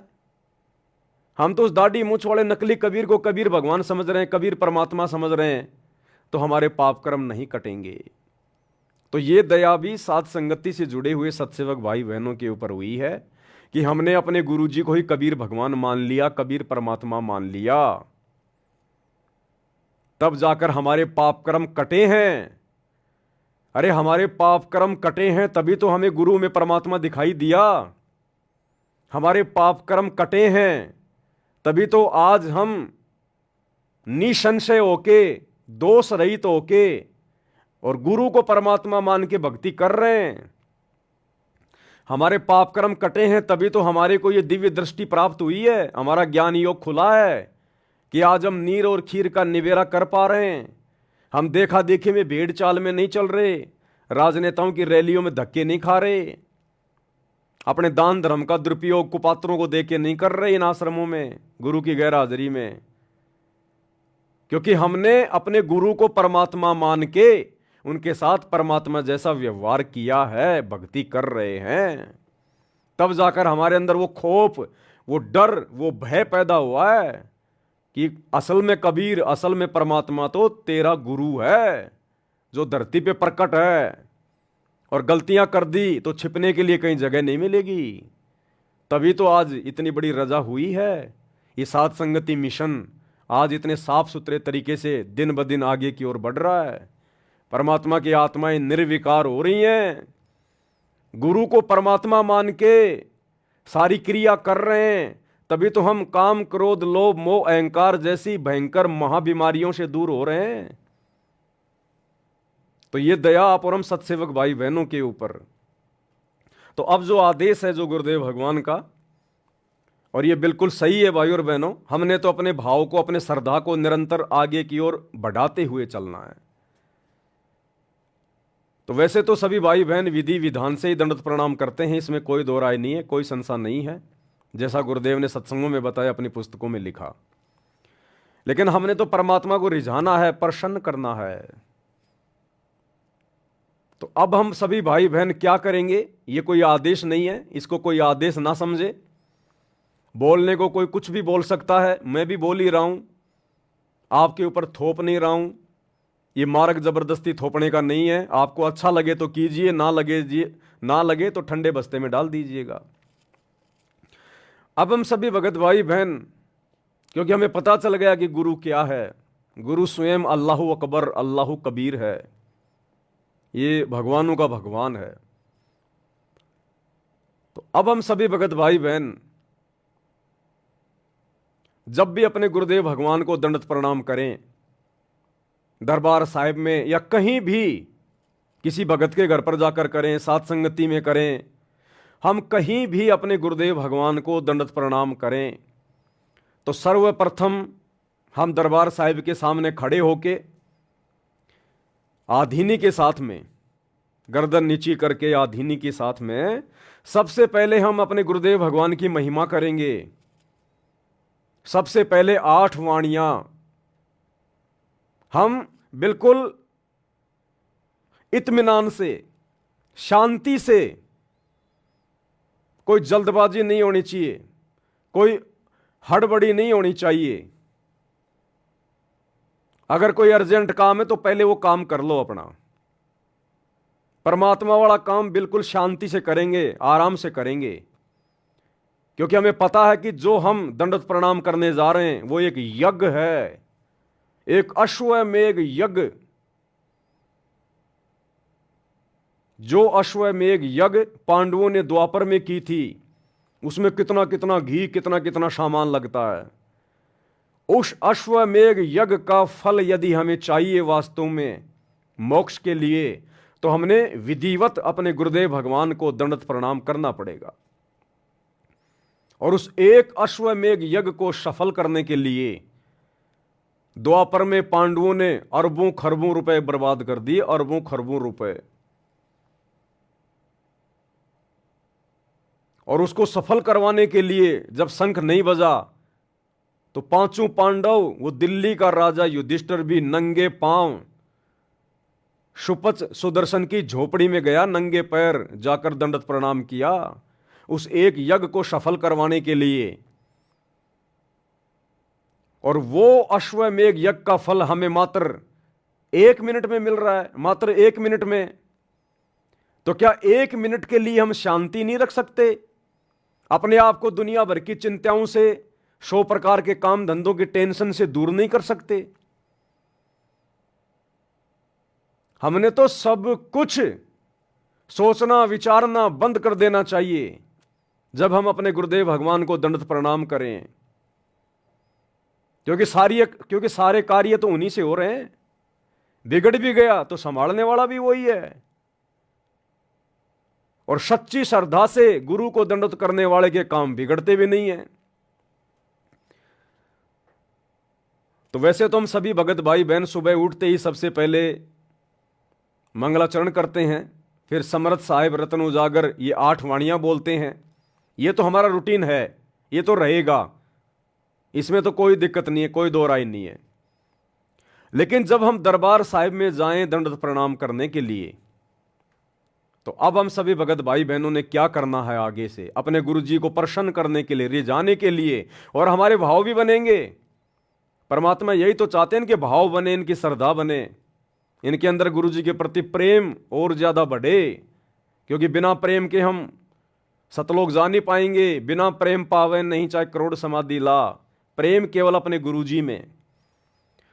तो अब हम जब भी दंडवत प्रणाम करें दरबार साहिब में या कहीं भी, तो सबसे पहले हम दरबार साहिब में जाके हाथ जोड़ के खड़े हों आधीन भाव से। और उसके बाद ये 8 वाणियां हम सभी भगत भाई बहन खड़े होके गाएंगे। समरथ साहिब रतन उजागर, सत्य पुरुष मेरे सुख के सागर। जूनी संकट मेटो गुसाई, चरण कमल की मैं बलि जाही। भाव भगति दी जो परवाना, साधु संगति पूर्ण पद ज्ञाना। जन्म कर्म मेटो दुख धुंधा, सुख सागर में आनंद कंदा। निर्मल नूर जहूर जुहारम, चंद्र गता देखो दीदारम। तुम हो बंकापुर के वासी, सतगुरु काटो यम की फांसी। मेहरबान हो साहिब मेरा, गगन मंडल में दीजो डेरा। चक्वे चिदानंद अविनाशी, रिधि सिद्धि दाता सब गुण राशि। पिंड पराण जिन दीन दाना, गरीब दास जाकू कुर्बाना। पिंड पराण जिन दीन दाना, गरीब दास जाकू कुर्बाना। तो ये परमात्मा की विशेष महिमात्मक वाणियां हैं। इनमें हमने सब कुछ मांग लिया, हमने और कुछ भी मांगने की जरूरत नहीं है। हमने सब कुछ मांग लिया परमात्मा से।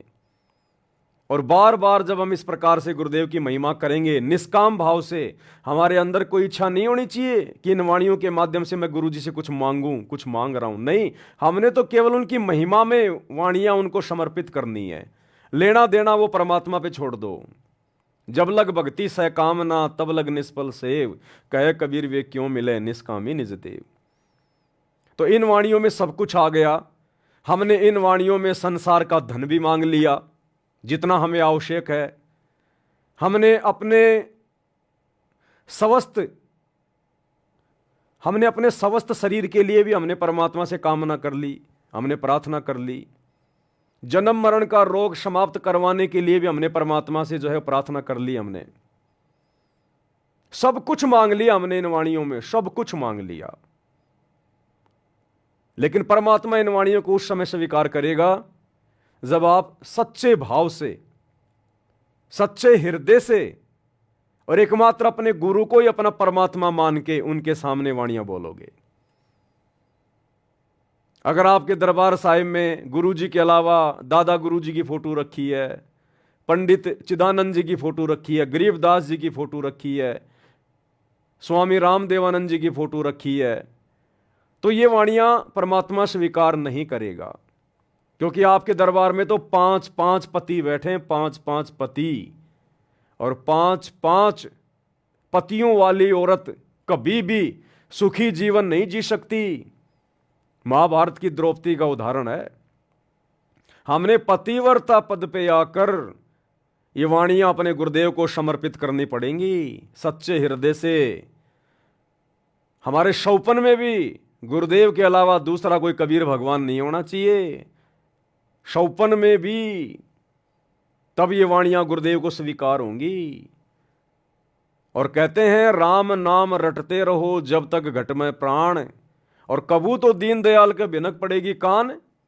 कभी न कभी तो गुरुदेव हमारे इन शब्दों को लेंगे, कभी न कभी तो गुरुदेव हमारे इन शब्दों को सुनेंगे।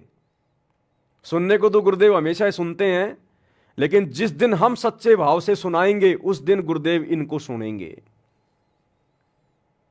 जाकी रही भावना जैसी, प्रभु मूरत उन देखी वैसी। तो जिस सच्चे भाव से, सच्ची श्रद्धा से हम अपने गुरुदेव के सामने उनकी महिमा करेंगे, ये वाणियां बोलेंगे, उसी श्रद्धा से परमात्मा उसी हिसाब से उन वाणियों को स्वीकार करेगा और अपना आशीर्वाद देगा। कहते हैं ना, जितना गुड़ डालोगे उतना ही मीठा होगा। मुंह से मीठा मीठा कहने से बात नहीं बनेगी। जितना मीठा डालोगे दूध में या चाय में, वो उतना ही मीठा होगा। चाय बनाते समय मीठा मीठा, चीनी चीनी, शक्कर शक्कर करोगे तो वो चाय, वो दूध मीठा नहीं होगा। तो मुंह से चाहे कितनी महिमा कर लो, कितनी वाणियां गा लो, कितना ही कुछ कर लो, जब तक अंदर से, हृदय से, आत्मा से गुरु को परमात्मा मान के हम ये वाणियां अपने गुरुदेव को समर्पित नहीं करेंगे, तब तक इन वाणियों को करने का कोई फायदा नहीं। तो सबसे पहले गुरुदेव के दरबार में खड़े होके, और वाणियां हमने जल्दबाजी में नहीं बोलनी है, हड़बड़ाहट में नहीं बोलनी है, नहीं तो फिर फॉर्मेलिटी हो जाएगी, औपचारिकता हो जाएगी। एक एक शब्द हमारे दिल की गहराइयों से बाहर आना चाहिए। हो सके तो रोना आना चाहिए, अंदर से रोना। तो ये 8 वाणियां बोल के फिर जमीन पर जैसे हम दंडवत प्रणाम करने के लिए अपने घुटने टेकते हैं, वैसे ही हमने अपने घुटने जमीन पर टेक कर हाथ जोड़ के गुरुदेव के सामने बैठ जाना है। फिर हमने परमेश्वर की एक वाणी बोलनी है, कर जोड़ूं बिनती करूं धरूं चरण पर शीस, सतगुरु रामपाल जी भगवान ने दियो नाम बख्शीश। आगे आपकी मर्जी, आप 2 वाणियां बोलो, 3 वाणियां बोलो, 4 बोलो, वो आपकी मर्जी है। और उसके बाद वही विधि है दंडवत प्रणाम करने की। खुली आंखों से पहले गुरुदेव भगवान के दर्शन करो, फिर जो भी आपको सुमरण मिला हुआ है, जो मंत्र आपको मिला हुआ है, उस मंत्र का 1 या 2 जाप करो, फिर गुरुदेव के दर्शन करो, उसके बाद फिर दंडवत प्रणाम करो। जो संकल्प दीक्षा वाले भाई बहन हैं वो केवल खड़े खड़े परमात्मा का समर्थ साहिब रत्न उजागर ये वाणियां बोल के, और नीचे जमीन पे फिर घुटने टेक के, और कर जोड़ू विनती करूं धरूं चरण पर शीस, सतगुरु रामपाल जी परमेश्वर जी ने दियो नाम बख्शीश। खाली इतना बोल के और फिर अपने गुरुदेव भगवान को दंडवत करें। उनको नीचे बैठ के दोबारा से समर्थ साहिब बोलने की जरूरत नहीं है, लेकिन ये बिल्कुल सच्चे हृदय से, सच्चे दिल से। क्योंकि देखो भाई और बहनों, इसमें कोई नुकसान वाली बात नहीं है, ये ऐसा कोई ज्ञान विरुद्ध कोई संदेश नहीं है। ये तो हमारे भगवान की वाणी है, उनकी महिमा की वाणियां हैं। हम दंडवत प्रणाम करने से पहले जितना अपने गुरुदेव को रिझाएं, प्रसन्न करें, अच्छी बात है। तो इससे क्या होगा, पहले तो हम जाते थे दरबार में, मंत्र का सुमरण किया, दंडवत किया, खड़े हो गए। अब गुरुदेव भगवान ये देखेगा कि ये सच्चे भाव से कर रहे हैं नहीं कर रहे हैं, इनके अंदर थोड़ा बहुत कोई ठहराव है या नहीं है, ये अंदर से भावित होके श्रद्धा से दंडवत कर रहे हैं नहीं कर रहे हैं। जैसे बहुत सारे लोग कहते, अरे भगत जी 2 मिनट रुक जाओ, बस 2 मिनट, मैं अभी गुरु जी को दंडवत करके आया। अब वो दौड़ के जाएगा, फटाफट दंडवत करेगा और दौड़ के वापस भाग लेगा, वो हो गई फॉर्मेलिटी। तो परमात्मा अब ये चाहता है कि तुम सारे कार्यों को सेकंड नंबर पे ले लो। जितने भी कार्य हैं संसार में, चाहे तुम्हारा कितना बड़ा धंधा है, कितना बड़ा बिजनेस है, चाहे तुम्हारी ट्रेन छूट रही है, चाहे तुम्हारी वो प्लेन छूट रही है, सबसे पहले अपने गुरुदेव भगवान को जब भी दंडवत करो तो बिल्कुल सारी चिंताओं को समाप्त करके, जीवित मर के कि मैं तो मर गया बस, अब मरने के बाद में ना आदमी को कोई अपनी ट्रेन की टेंशन, ना कोई प्लेन की टेंशन, ना कोई काम धंधे की टेंशन, ना कोई दुनियादारी की टेंशन। और कितना टाइम लगेगा इस प्रोसीजर में? मुश्किल से 2 मिनट, मुश्किल से 2-1 मिनट लगेंगी। तो इस प्रकार से हम गुरुदेव भगवान को दंडवत प्रणाम करना शुरू करें। ये सबके अपने अपने विवेक पे, अपने अपनी बुद्धि स्तर पे। भाई दास की तरफ से किसी को कोई आदेश नहीं है, जबरदस्ती का कोई थोपा नहीं जा रहा है। जिसको अच्छा लगे करे, जिसको अच्छा ना लगे, जैसा वो पहले कर रहा अपना वैसा करता रहे। तो ये जूली बहन के माध्यम से परमात्मा ने एक छोटा सा संदेशा भिजवाया था, जो आप सभी भगत भाई बहनों को देना आवश्यक था। क्योंकि दास के पास 2 दिन पहले ऑडियो आई थी, तो 2 दिन से पहले दास ने किया और दास की आत्मा ने स्वीकार किया कि वास्तव में होना चाहिए। अब हमारा टारगेट क्या है, हमारा मकसद क्या है? अरे कोई गरीब आदमी किसी सेठ साहूकार से, किसी बणिए से अगर 5-10 हज़ार रुपये अगर ब्याज पे भी लेने जाता ना, ब्याज पे भी आराम में नहीं ला रहा, फ्री में नहीं ला रहा, ब्याज पे, वो भी पहले जाके डायरेक्ट पैसे नहीं मांगता कि सेठ जी देना 5,000 रुपये। ना ना ना ना ना, सेठ जी कैसे हो, बढ़िया है, बाल बच्चे सब ठीक है ना, और सेठ जी हमारे लायक कोई सेवा हो तो बताओ सेठ जी। तो पहले उसकी वो खुशामदी करेगा, जिससे वो पैसे लेने जा रहा है, पहले उसको प्रसन्न करेगा, उसको रिझाएगा, उसकी तारीफ करेगा, और उसके बाद कहेगा जी ये छोटी सी अर्ज, छोटी सी विनती थी आपसे। हाँ भाई बोलो सेठ जी, 5-6 हज़ार रुपये की सख्त जरूरत थी, बच्चे की फीस में थोड़े कम पड़ गए, अगले महीने मैं आपका लौटा दूंगा ब्याज समेत। तो वो सेठ आपको मना नहीं करेगा, क्योंकि आपने पहले उसकी बड़ाई करी है, आपने उसके हालचाल पूछे, और उसके बाद आपने उससे पैसे मांगे और ये कदे सेठ जी देना 5,000 रुपये, जैसे उसने सेठ जी के पास में रखे हुए थे कि सेठ जी तुरंत दे देगा, ले जा। तो मांगने का भी तरीका होता है। जैसे परमात्मा ने बताया ना, परमात्मा गुरुदेव भगवान ने बताया कि पहले गांव में ये वीसीआर चले थे। वीसीआर ये फिल्म में देखा करते थे, रात को 2-3 फिल्में ले आते थे, पूरी रात उनको आंख फाड़ के देखा करते थे। तो जब किसी का टीवी वगैरह खराब हो जाता था तो वो क्या करता, अपने पड़ोसी के पास जाता और पड़ोसी के पास जाके पहले उससे हालचाल पूछता, और जी कैसे हो, सब ठीक हैं, बाल बच्चे सब मौज में, काम धंधा सब ठीक चल रहा है ना, अच्छा अच्छा, बाकी सब मालिक की दया है ना, अच्छा अच्छा। फिर बोलता वो जिस काम के लिए आए वो काम बाद में बोलता कि जी आपसे थोड़ी सी एक रिक्वेस्ट थी। क्या बात भाई? अजी वो क्या है कि हमारा टीवी हो गया खराब और बच्चे क्या है कि कोई फिल्म वगैरह लेके आए हैं कोई हैं, अगर आपका टीवी अगर आप 2-4 घंटे के लिए अगर दे दो तो बच्चे थोड़ा देख लेंगे। तो गुरुदेव कहते हैं अगर आप इस प्रकार से विनती करोगे, प्रार्थना करोगे ना, अगर उसका खराब होगा ना तो भी पड़ोसी का लाके दे देगा। इतना मीठा बोलोगे, इतना प्यार से बोलोगे। और एक जाते गए, ओए तुम्हारा टीवी दे दो ना तुम्हारा, तो वो अगर होगा तो भी मना कर देगा, हमारा तो खराब हो गया, हमारे के तो आई सी फूक गई, हमारा टीवी काम नहीं कर रहा अभी 4 दिन से। तो इसी प्रकार भाई और बहनों, हमने अब जाते दंडत नहीं मारना, जाते लंबा नहीं लेटना, हमने ठहराव, गुरुदेव को प्रसन्न करें, गुरुदेव को हम ये विश्वास दिलाएं कि परमात्मा आपसे बढ़कर हमारे लिए और कोई नहीं है, आपकी भक्ति से बढ़कर अब हमारे जीवन में और किसी काम के लिए कोई हड़बड़ी नहीं है, आप हमारे लिए प्रथम हैं, सर्वोपरि हैं। तो अब हमने गुरुदेव को विश्वास भी दिलाना है कि हम खाली देखा देखी में कर रहे हैं या वास्तव में हमारे अंदर वो भाव श्रद्धा भी है कि नहीं है।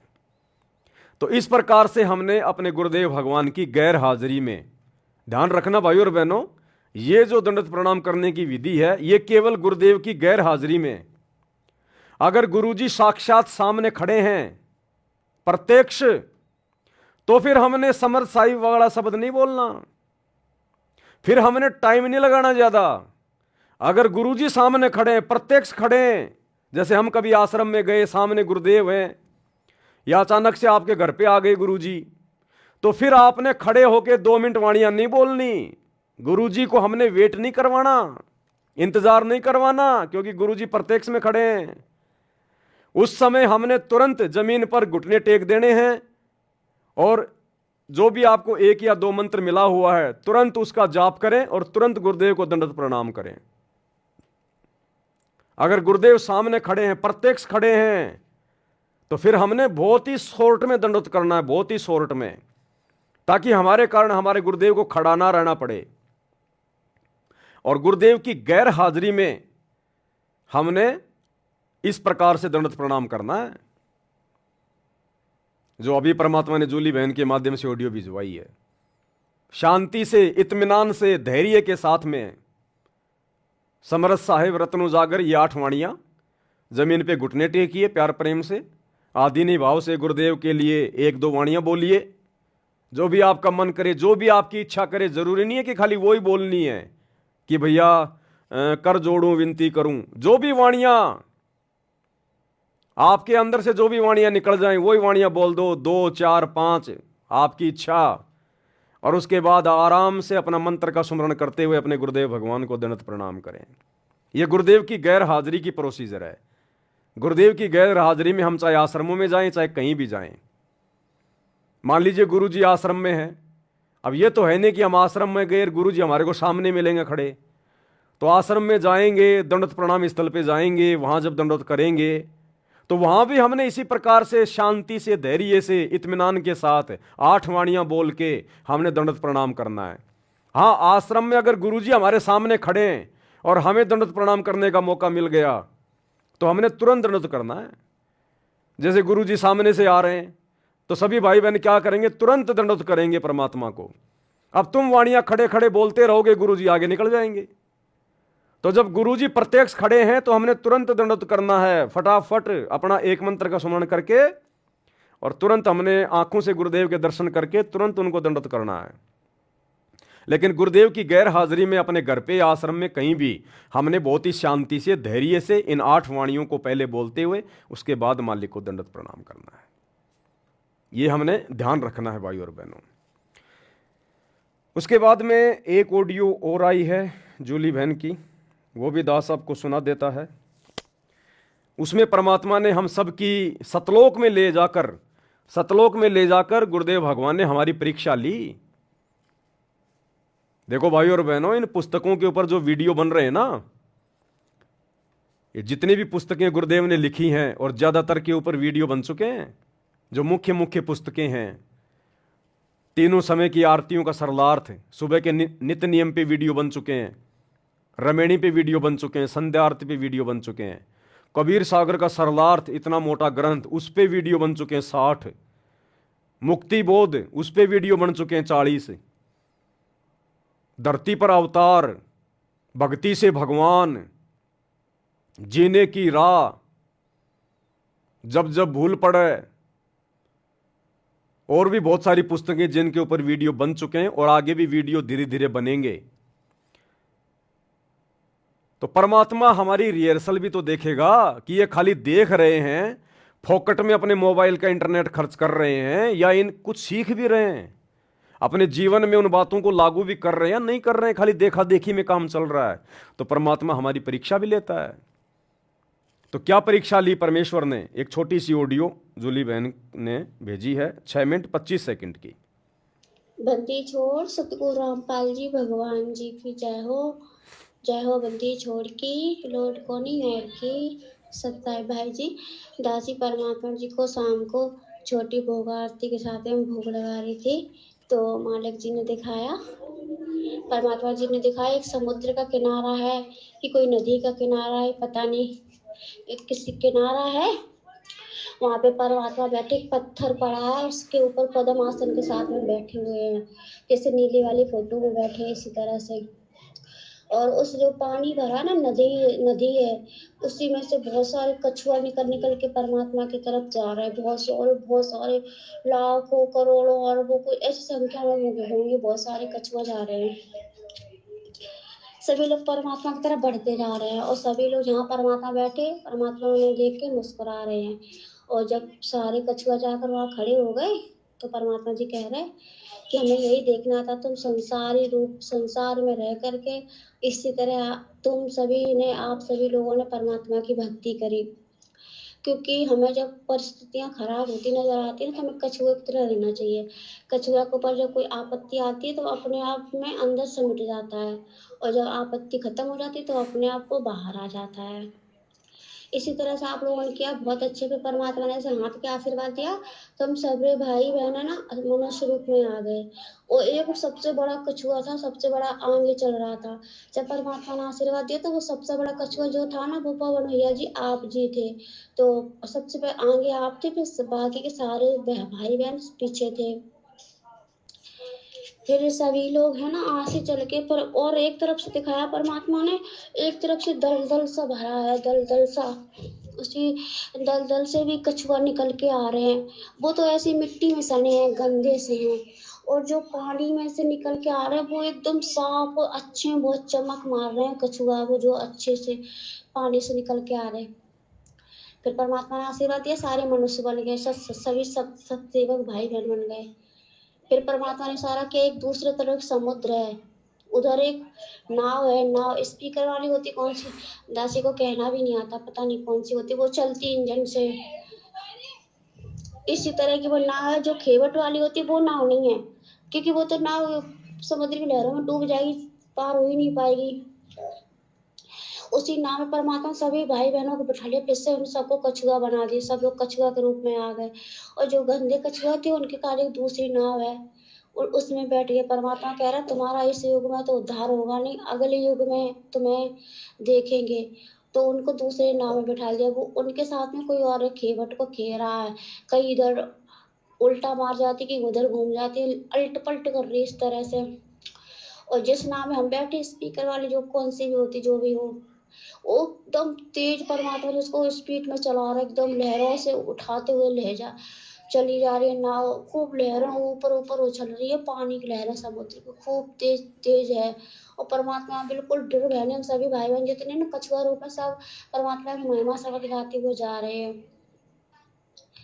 फिर आगे निकल गए, फिर वहाँ पे एक दूसरी दुनिया है, और समुद्र से आगे गए, वहाँ पे वहाँ की जमीन अलग है, वहाँ की हरियाली अलग है। फिर वहाँ पे किनारे जाके परमात्मा ने वो रोका उस नाव को, जो जो होती इंजन वाली उसको। फिर सारे भाई बहन उसमें से मतलब कछुआ बन करके उतरे, कछुआ बन करके उतरे।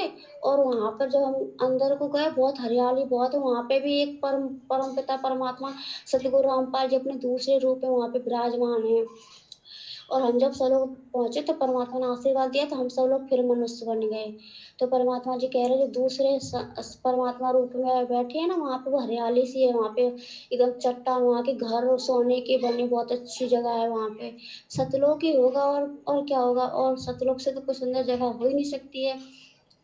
तो हम सब लोग उतर के गए, तो परमात्मा जी हमें कह रहे हैं कि बेटा जाओ, ये तुम्हारा सामने भगवान बैठा, यानी परमात्मा का दूसरा रूप है, वही जो यहाँ पे है, वही आसन पर विराजमान है। बेटा कह रहे जाओ, अपने परमात्मा को दंडवत प्रणाम करो। और परमात्मा जी कह रहे हैं अपने दूसरे रूप में कि मालिक, आपका दास, आपका कुत्ता आपके बच्चों को ले आया। तो वो खूब खुश हो रहे हैं, और हमसे सभी भाई बहनों से परमात्मा जी कह रहे हैं बेटा है ना, दंडवत प्रणाम करो, ये तुम्हारे गुरु, हम तो इनके दास दास थे। फिर हम सभी भाई बहनों ने सब लोगों ने परमात्मा की तरफ देखा, जो हमारे साथ में सतगुरु रामपाल जी भगवान गए थे, हमने उनको दंडवत प्रणाम किया। जो परमात्मा का दूसरा रूप उस बैठा था ना वहाँ पे सिंहासन, उसको मैं दंडवत प्रणाम नहीं किया। हमने हमारे गुरु जी से कहा कि हे परमात्मा, आप हमारे सर्वशक्तिमान अंतर्यामी परमात्मा, आप ही हमारे सतगुरु हो, आप ही हमारे भगवान हो, आप ही हमारे पिता हो, आप ही पूर्ण ब्रह्म परमेश्वर हो। और हम आपको जानते हैं, हम इनको नहीं जानते। आप अपने कितने भी रूप बना लो, हमारे लिए वो मायने नहीं रखते। हमारे लिए वो रूप मायने रखता है जो आप जिस रूप में आपने हमें दीक्षा दी, हमें इस दलदल से, इस गंदगी से निकाला, हमें भक्ति दी, हमें मर्यादा में रह के भक्ति करा, इसलिए हमारे गुरु जी आप हो। और हम सभी भाई बहनों ने जो दूसरा रूप था उसको दंडवत प्रणाम नहीं किया। जो हमारे साथ में सतगुरु रामपाल जी भगवान जी गए थे, हमने उनको दंडवत प्रणाम किया। परमात्मा इससे खूब खुश हुए और सबको सीने से लगा लिया। परमात्मा ने कहा ये तुम्हारी आखिरी और लास्ट परीक्षा थी, हमें ये देखना था कि तुम किस रूप को दंडवत प्रणाम करोगे। तुम पास हुए, अब तुम यहाँ मौज करो, अपने आजीवन हमेशा हमेशा के लिए यहाँ तुम रहो, तुम्हारा निवास हो चुका है।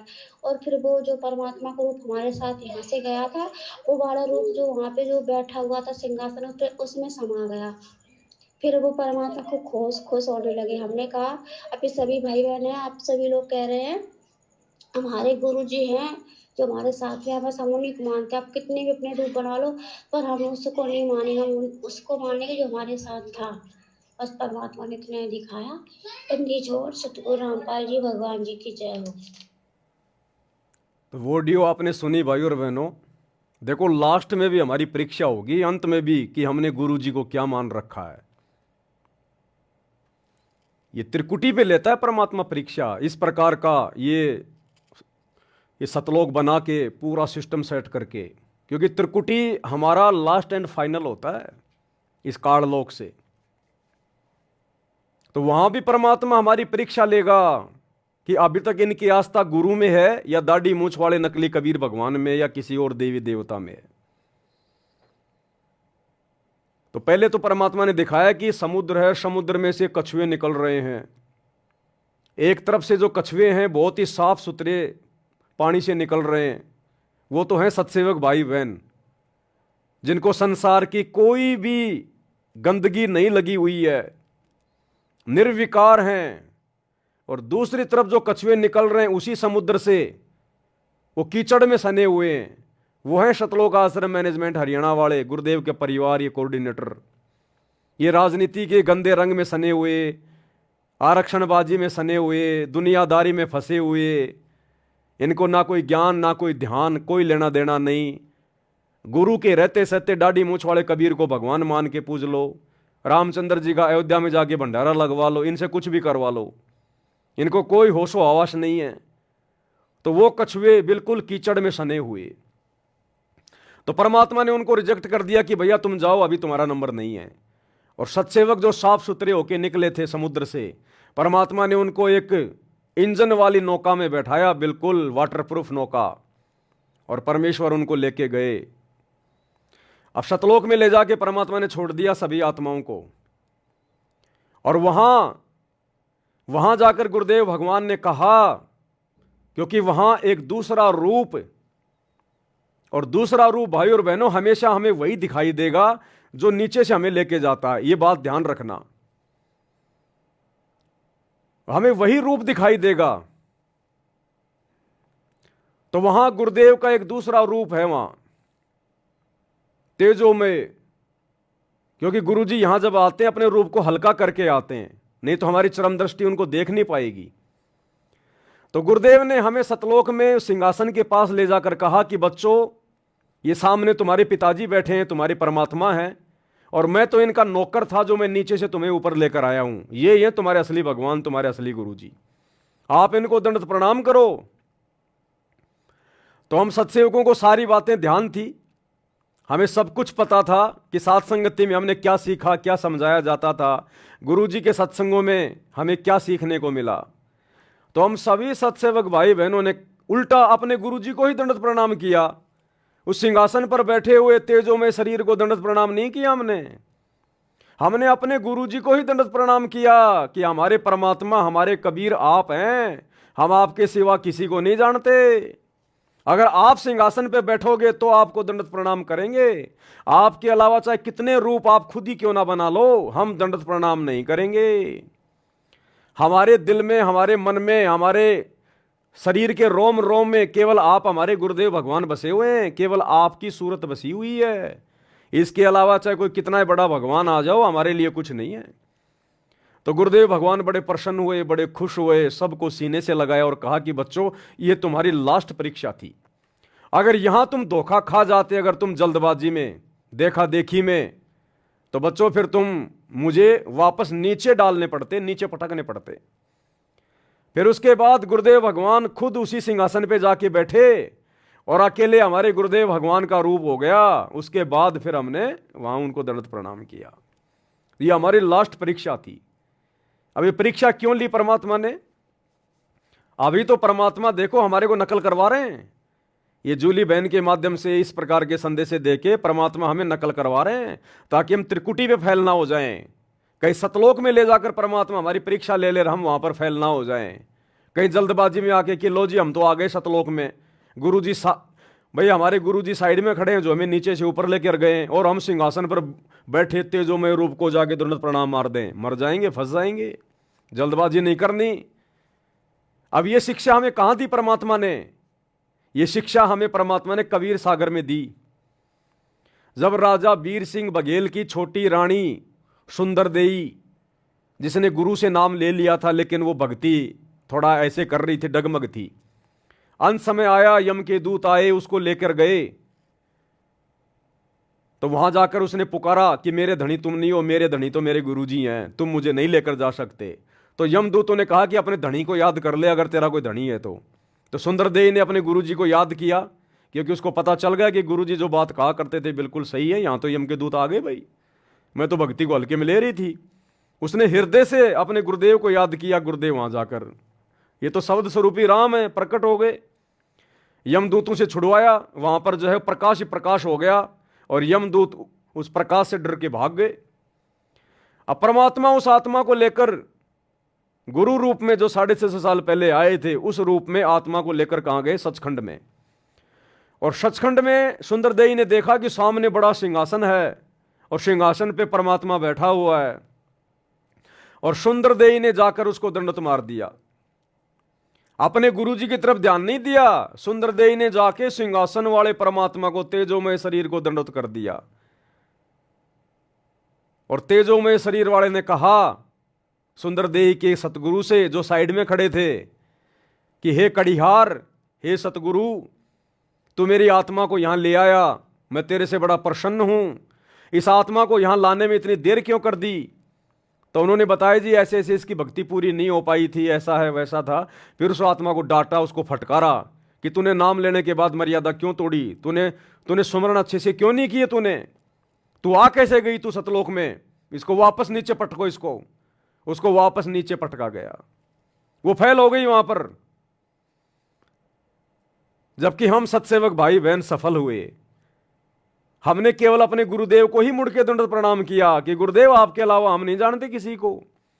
ये होंगे कोई भगवान, होंगे कोई महात्मा, लेकिन जब तक आप इस सिंहासन पर नहीं बैठोगे, अगर ये सतलोक का सिंहासन है और जब तक आप नहीं बैठोगे, हम तो केवल आपके ओरिजिनल रूप को दंडवत करेंगे, केवल आपको, और जो विधि आपने बता रखी है उसी हिसाब से। तो गुरुदेव भगवान बड़े प्रसन्न हुए और गुरुदेव ने कहा कि बच्चों, ये तुम्हारी लास्ट परीक्षा थी, अंतिम परीक्षा। तो सोचिए, जब सतलोक में भी अपने गुरुजी के अलावा अगर किसी को और को दंडवत कर दिया परमात्मा मान के, वहां से नीचे पटके जाते। जबकि हमारे 90% भाई बहन सतलोक आश्रमों से जुड़े हुए, ये तो वर्तमान में ही अपने गुरुजी को मानुष मान के और मन में आता उसी को दंडवत मार देते हैं। दाढ़ी मूछ वाले नकली मुर्दा कबीर को दंडवत मार रहे हैं, गरीबदास जी को मार रहे हैं, दादा गुरु जी को मार रहे हैं, पंडित चिदानंद जी को दंडवत मार रहे हैं। इनको कोई फर्क ही नहीं पड़ता, इनकी आंखें बंद है। तो हमें परमेश्वर आगे के लिए सतर्क कर रहे हैं कि इन पुस्तकों में जो तुम्हें पढ़ाया जा रहा है, जो दिखाया जा रहा है, ये कोई सामान्य नहीं है। तुम्हारी कभी भी परीक्षा ली जा सकती है, कभी भी किसी भी भगत की कोई भी कारण बना के, किसी भी घटना को जन्म दे के गुरुदेव भगवान। हकीकत में तो हमने सतर्क रहना है, सावधान रहना है।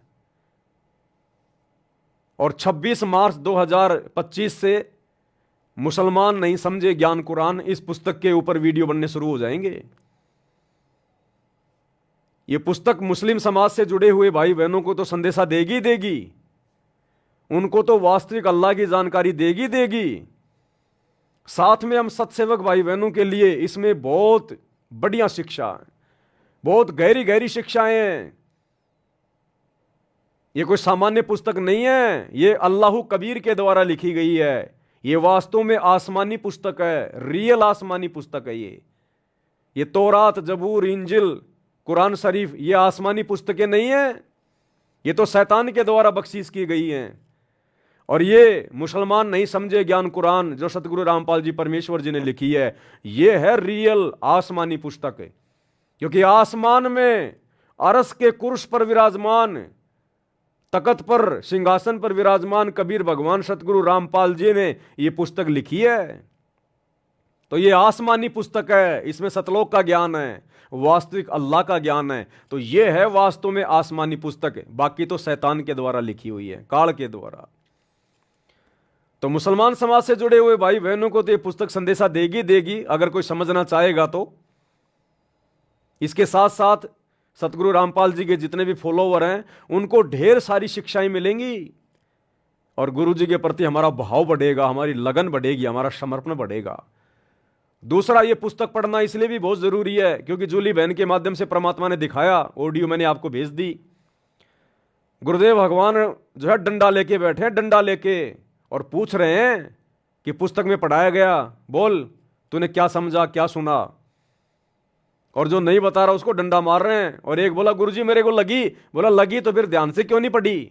अगर लग रही है तो ध्यान से क्यों नहीं पढ़ा, ध्यान से क्यों नहीं सुना तूने?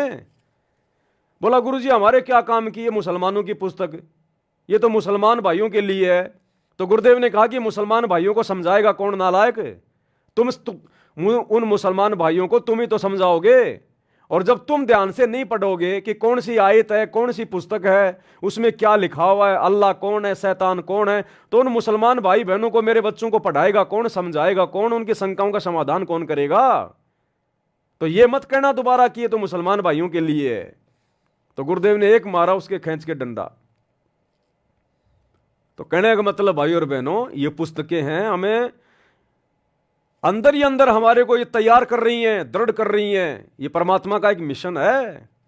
ये यूं मत सोच लेना कि ये पवन दास बस खाली गुरु जी की पुस्तकों के ऊपर वीडियो बना बना के दिखा रहा है, लाइव आ रहा है।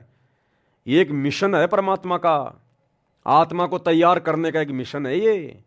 हमारे अंदर अंदर ही अंदर कितनी दृढ़ता, कितना विश्वास, कितना धैर्य, कितनी हिम्मत पैदा हो रही है, आप और हमें भी नहीं पता चल रहा। और यही सारी चीजें अंत में आप और हमारे काम आएंगी। हमारी आत्मा चार्ज हो रही है, चार्ज। तो 26 मार्च से इस पुस्तक के ऊपर हम लाइव आएंगे रात्रि 8 बजे। और एक चीज भाई और बहनों, दास आप जी से प्रार्थना करेगा फेसबुक ने एक नया कोई अपडेट निकाला है, जितने भी लाइव वीडियो हैं किसी भी व्यक्ति के पूरे संसार में, वो फेसबुक धीरे धीरे उनको समाप्त कर रही है, उनको डिलीट मार रही है धीरे धीरे। उसका रूल है, कोई नियम है, कोई बहुत ज़्यादा मतलब उस पर डाटा आ गया है। अब इतना डाटा फेसबुक सहन नहीं कर पा रहा है, दुनिया भर के वीडियो बना बना के लोगों ने डाल रखे हैं। तो फेसबुक क्या कर रही है, आज से पहले जब से फेसबुक चली है और जिस व्यक्ति ने जितने भी लाइव आकर वीडियो बनाए हैं, फेसबुक सबको धीरे धीरे उनको डिलीट कर रही है। 1 महीने का टाइम दिया है। तो हमारे जितने भी लाइव वीडियो हैं सारे के सारे वो डिलीट हो जाएंगे। लेकिन हम तो साथ साथ में वैसे वीडियो डालते रहते हैं, लाइव के अलावा भी हम लोग वीडियो डालते रहते हैं, तो वो वीडियो नहीं होंगे डिलीट। तो आप भाई बहन जो मैं लाइव आता हूं या इन पुस्तकों के ऊपर जो लाइव वीडियो हैं जो आगे आएंगे, आ रहे हैं, आप इनको तो देखते देखते हो, बहुत अच्छी बात है, इनको तो आप ज़्यादा ज़्यादा शेयर करते हो। लेकिन ये अब आगे 1 महीने से ज़्यादा फेसबुक पे नहीं दिखाई देंगे आपको। जैसे अभी मैं लाइव आ रहा हूं, ये वीडियो 1 महीने के बाद में फेसबुक ऑटोमेटिक इसको डिलीट कर देगी, इसको हटा देगी। तो लाइव आने के बाद जब मैं उसका ओरिजिनल वीडियो फिर से डालता हूं, या छोटे छोटे जो शॉर्ट वीडियो हम लोग डाल रहे हैं, आप इन वीडियो को ज़्यादा से ज़्यादा शेयर किया करो, ज़्यादा से ज़्यादा, क्योंकि लाइव वीडियो तो हमारे डिलीट हो जाएंगे, तो फिर बचे कौन से वीडियो, जो वीडियो हम वैसे डालते रहते हैं। तो उन वीडियो को आप जी ज़्यादा से ज़्यादा शेयर किया करो आगे। तो ये भी थोड़ी सी एक जानकारी थी जो आप सभी भाई बहनों को देनी थी। इसके बाद में एक लास्ट ऑडियो जूली बहन की अभी आई थी मेरे पास में, क्योंकि मेरे को लाइव आना था इसलिए मैं उसको सुन नहीं पाया। तो लास्ट में एक ऑडियो जूली बहन ने भेजी है अभी शाम को, परमात्मा ने कुछ दिखाया होगा, तो इसको हम सभी भाई बहन सुन लेते हैं, क्या संदेशा दिया है परमात्मा ने। बंदी छोड़ सतगुरु रामपाल जी भगवान जी की जय हो बंदी छोड़ की लौट पानी और की। सत्य भाई जी, दासी भी परमात्मा जी को छोटी भोग आरती के साथ में भोग लगा रही थी, तो मालिक ने दर्शन दिए, परमात्मा जी ने दिखाया है। परमात्मा जी ने दिखाया है जब वो जेल धाम से मतलब आ रहे हैं, तो राष्ट्रपति मुर्मू और प्रधानमंत्री नरेंद्र मोदी जी, तो उन लोगों ने ना परमात्मा के लिए उनको माला पहनाई है और एक पट्टा शॉल जैसा वो सम्मान के साथ मालिक को उड़ाया है। नीचे गुलाब के फूल बिखरे हुए हैं, मखमल के गत्ते पड़े हैं, उस पर परमात्मा चल के आ रहे हैं, और वो लोग है ना, मंत्री और राष्ट्रपति लोग है ना, दोनों सर को झुका के आ गए। मीडिया है साथ में, बहुत सारी भीड़, सभी भाई बहन है, आप परमात्मा जी के साथ में हो, एक किताब लिए, एक पेन लिए हो और आ रहे हो, और सभी लोग उनको परमात्मा जी को दंडवत प्रणाम कर रहे हैं। परमात्मा थोड़े विरुद्ध से दिख रहे हैं, धोती कुर्ता पहने हुए हैं, पगड़ी लगाए हैं, और उन लोग और परमात्मा जी के कुछ भाई बहन माला भी पहना रहे हैं, और एरोप्लेन खड़ा है। तो परमात्मा जी कह रहे हैं कि बेटा व्यवस्था होगी, आप जी से कह रहे हैं, आप जी कह रहे हैं हाँ मालिक। तो परमात्मा जी एरोप्लेन में बैठ गए हैं, एरोप्लेन में बैठ गए हैं ना।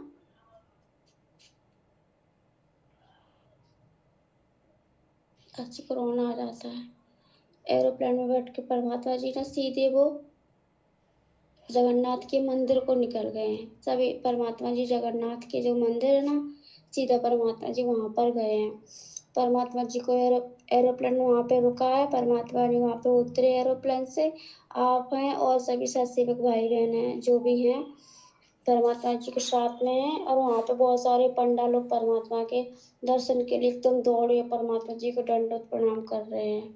और आपको पता भैया जी, परमात्मा जी ने दिखाया दासी को, और वहाँ पे वो भी पांडा है जिसने परमात्मा जी के साथ में है ना 600 साल पहले एक पत्थर में खाया था, वो भी पंडा है।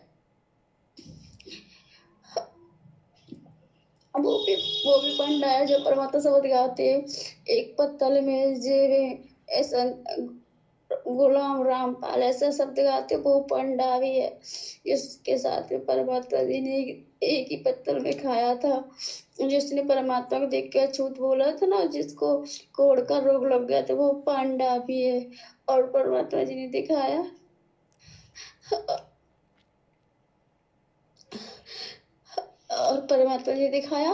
वो भी भगत है जो खिचड़ी बना रहा था ना, जिसके पैर में खिचड़ी गिरने से वो जल गया था, और परमात्मा कबीर साहब रूप में आए थे। तो परमात्मा जी सिकंदर लोधी के दरबार में बैठे थे। जब परमात्मा जी ने अपने चरणों में जल डाला था तो उस पंडित की पैर की आंच बुझ गई थी। वो पांडा भी है, दोनों पांडे हैं। जब परमात्मा जी पहुंचे तो दोनों दौड़ के परमात्मा जी को दंडवत प्रणाम कर रहे हैं। और वहां पे एक और वृद्ध पंडा है। परमात्मा कह रहे वो दौड़ के आया, परमात्मा जी को दंडवत प्रणाम किया उसने। परमात्मा जी ने उसे अपने सीने से लगाया, कह रहे हे भगवान, हे मालिक, आपकी सेवा पूरी हुई, आपने जो उद्देश्य दास को सौंपा था ये पूरा हुआ, अब दास का अंत कीजिए।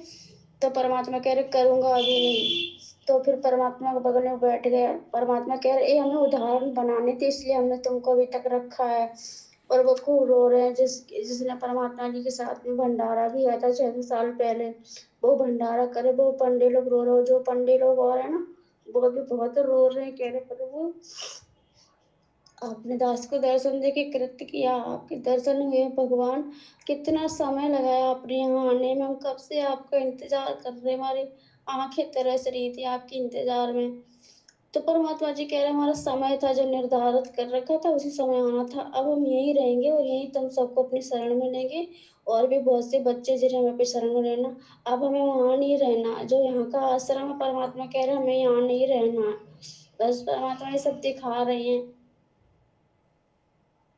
बस परमात्मा जी और इतना ही दिखा रहे हैं। और सभी भाई बहन वहीं पे, तो जहाँ पे परमात्मा जी ने वो रोका था ना समुद्र को, बैठ के परमात्मा जी चौरा वहीं पे बैठ के परमात्मा सत्संग कर रहे हो। बहुत सारे परमात्मा के जो है ना आगे पीछे बॉडीगार्ड लगे, जो बहुत उतनी लंबे चौड़े होती है बॉडीगार्ड, वो बॉडीगार्ड लगे हुए हैं परमात्मा के आगे पीछे। और वो राष्ट्रपति मुर्मू है और नरेंद्र मोदी, वो भी आगे, मतलब जैसे कोई बड़ा आदमी आता अपने परमात्मा तो है ही बड़े आदमी, तो साथ देता अलग हटो अलग हटो, हाथ ऐसे करते ऐसे वो लोग अलग कर रहे हैं। और राष्ट्रपति मुर्मू और नरेंद्र मोदी जी चप्पल नहीं पहने, नंगे पैर है परमात्मा के साथ में। और भी भाई बहन वो चप्पल नहीं पहने, वो उनके पैर नंगे हैं, परमात्मा पहने हैं चप्पल।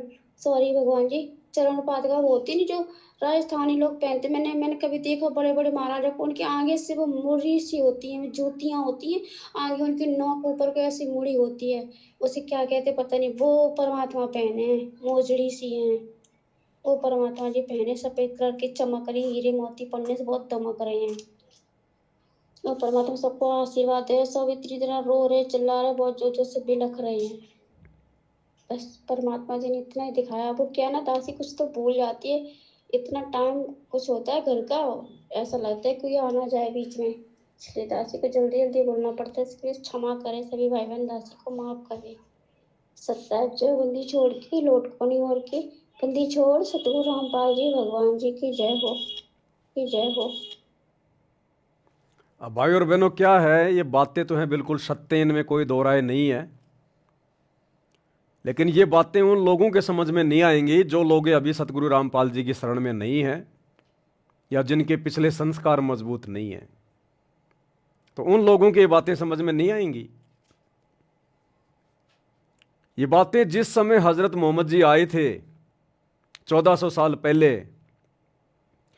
और जब उनके ऊपर आयतें नाजिर हुआ करती थी, ऊपर से वो फरिश्ता आता था, तो हजरत मोहम्मद के परिवार वाले, उनके गांव वाले, उस समय जो कुरैश थे, जो अरब के लोग थे, वो उनका मजाक उड़ाया करते थे कि ये मोहम्मद आज क्या लाया संदेशा, आज तेरे भगवान ने क्या भेजा है, क्यों दुनिया को ठग रहा है, क्यों दुनिया को मूर्ख बना रहा है। बहुत प्रकार की यातनाएं दिया करते थे उसको कि बस तू ही है एकमात्र नबी, तेरे अलावा तो कोई है नहीं। अपने आप को नबी कहता है। जब वो नमाज करता था तो उसको गालियां दिया करते थे, पत्थर मारा करते थे। तो ये कोई बड़ी बात नहीं है भाई और बहनों। जिस समय कोई भी महापुरुष आता है उस समय लोग उसको नहीं पहचानते, नहीं जान पाते, उसके साथ दुर्व्यवहार करते हैं, और फिर सैकड़ों साल बाद उसको भगवान मान के उसकी मूर्ति को पूजते हैं। अब क्या मिलेगा? टट्टू मिलेगा, कुछ नहीं मिलेगा। त्रेता में श्री रामचंद्र जी आए, 3 लोक के भगवान, जितना कुछ था उनके पास वो त्रेता में दे सकते थे जिस समय वो जीवित थे, मरने के बाद कुछ नहीं है। तो त्रेता में देख लो श्री रामचंद्र जी की क्या दुर्गति कर दी हम लोगों ने, हैं? बेचारे की औरत को उठा ले गए, पता नहीं क्या क्या ताने मार के वापस सीता को जंगल में निकाल दिया। और अंत में श्री रामचंद्र जी की ऐसी दुर्गति हुई, आत्महत्या करनी पड़ी उसको।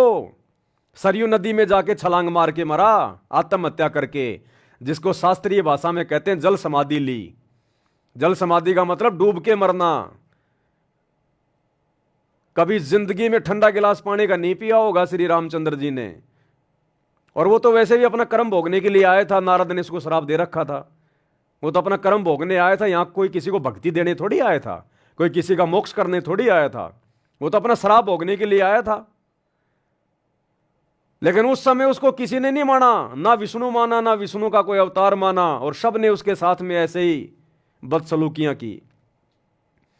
खुद का परिवार उनको नहीं मानता था। अगर खुद का परिवार उनको भगवान मानता, विष्णु मानता, तो वो कई अपने बेटे के लिए राज्य और राम के लिए वनवास थोड़ी मांगती, कभी नहीं मांगती। द्वापर में श्री कृष्ण जी आए, घर में दुश्मन पैदा हो गए। घर में जन्म लिया नहीं, उससे पहले मामा दुश्मन हो गया कंस। कभी पूतना मारने आ रही है, कभी जरासिंध, कभी कोई मारने आ रहा है, कभी काल्यावन मारने आ रहा है, कभी केसी, कभी चानौर। अंत में बेचारा मथुरा छोड़ के दुखी होके द्वारिका चला गया, और वहां भी चैन से नहीं जिया। अंत में बालिया नाम के शिकारी ने पैर में जहरीला तीर मरा, हाय हाय करके मरा। और 56 करोड़ यादव, उसका परिवार, उसके बेटे दुर्वासा ऋषि के श्राप के कारण श्री कृष्ण जी की आंखों के सामने कट कट के मरे, कट कट के।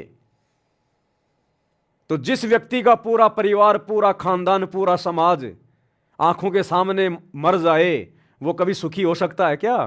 तो यह दुर्गति द्वापर में श्री कृष्ण जी की हुई। उस समय उसको कोई भगवान नहीं मानता था, आज उसकी मूर्तियां पूज रहे हैं। तो वर्तमान में परमात्मा धरती पे है, लेकिन यह दुनिया इतनी आसानी से मानेगी नहीं।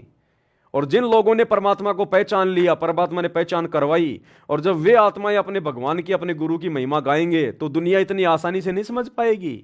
दुनिया तो अपने भगवानों को नहीं समझ पाई, इस बड़े भगवान को कहां से समझ जाएगी? तो हमने दुनिया वालों की बातों का बुरा नहीं मानना। अगर कोई एक आधा, कोई बेचारा नादान भोला भाड़ा भाई अगर कोई कमेंट्स कर दे कोई इस प्रकार का, क्योंकि ये बातें उसके दिमाग से बाहर की बातें हैं। वो चाहे आईपीएस अधिकारी हो, अगर सतगुरु रामपाल जी की शरण में नहीं है तो आध्यात्मिक लेवल पे 0/0 है, उसको कुछ ज्ञान नहीं है। तो ये बातें आप और हमारे समझ में आएंगी वर्तमान में। जिसको भगवान समझाना चाहेगा उसी के समझ में आएंगी। इसलिए अगर कोई उल्टा सीधा कोई कमेंट्स करता है तो उनकी बातों को सीरियस मत लिया करो, उसको अपनी दुनिया में जीने दो। उसको हम क्या कर रहे हैं वो हमें पता है, और 2028 के आसपास दुनिया को समझ में आ जाएगा कि हम आज जो कर रहे थे वो क्या था, और दुनिया जो फालतू में अपना जो पैर जो तोड़ रही थी मंदिर मस्जिद चर्च गुरुद्वारों में जाके, वो क्या कर रहे थे। तो बहुत जल्द 2028 में ये बातें समझ में आ जाएंगी। तो अद्भुत घटनाएं होंगी, अद्भुत घटनाएं आने वाले समय में। पता नहीं क्या क्या चमत्कार करेगा परमात्मा, होंगे चमत्कार। तब कहीं जाकर सतगुरु रामपाल जी की गैर हाजिरी में हजारों साल तक उनका भक्ति मार्ग चलेगा। नहीं तो काल उनके रहते सहते देख लो, वर्तमान में उनके बेटा बेटी को निमित्त बना के, कोऑर्डिनेटरों को निमित्त बना के संगत में गंदगी फैला दी। तो क्या गुरु जी के सतलोक जाने के बाद काल हजारों साल मार्ग चलने देगा क्या? लेकिन परमात्मा, पहली बात तो जितने भी जो पाप आत्माएं हैं उन सब का 2028 इस युग परिवर्तन के समय में खात्मा हो जाएगा। चले जाएंगे जैसे गधे के सिर से सींग जाते हैं। बचेंगे वही जो वर्तमान में भक्ति कर रहे हैं या जिनके पिछले जन्मों के भक्ति संस्कार मजबूत हैं, वो चाहे भगत हो चाहे जगत हो। तो भविष्य मलिका में तो टोटल 64 करोड़ जनसंख्या रह जाएगी पूरी दुनिया की। 64 करोड़ में केवल 34 करोड़ भारत की रहेगी, बाकी पूरे संसार की रहेगी। तभी भक्ति होगी और अद्भुत चमत्कार होंगे। ये जगन्नाथ के मंदिर का जो जिक्र है ना, ये जाएंगे परमात्मा भैया। हो सकता है आने वाले समय में परमात्मा वहीं पे रहेंगे, ये धनाना फनाना में कोई नहीं जाएगा। दास जो बात बोलेगा गुरुदेव की प्रेरणा से बोलेगा। वहां बाथरूम करने भी नहीं जाने वाले गुरुजी, बाथरूम करने भी। जिस आश्रम को लेके तुम इतने चौड़े हो रहे हो, वो तो गुरुजी अपने परिवार को दे देंगे कि भैया तुम खाओ कमाओ, तुम्हारे को केवल यही चाहिए था, अब खाओ कमाओ तुम। ये मालिक जाएगा जगन्नाथ में। क्यों रखा उस मंदिर को अभी तक? क्यों उस मंदिर की इतनी महिमा है? इंद्र दमन एक मंदिर बनवा दे, क्यों परमात्मा ने शब्द गाए? तो होगा। और पता नहीं क्या क्या चमत्कार हो सकता है। परमात्मा धर्मदास को भी निकाल दे जमीन से भाई।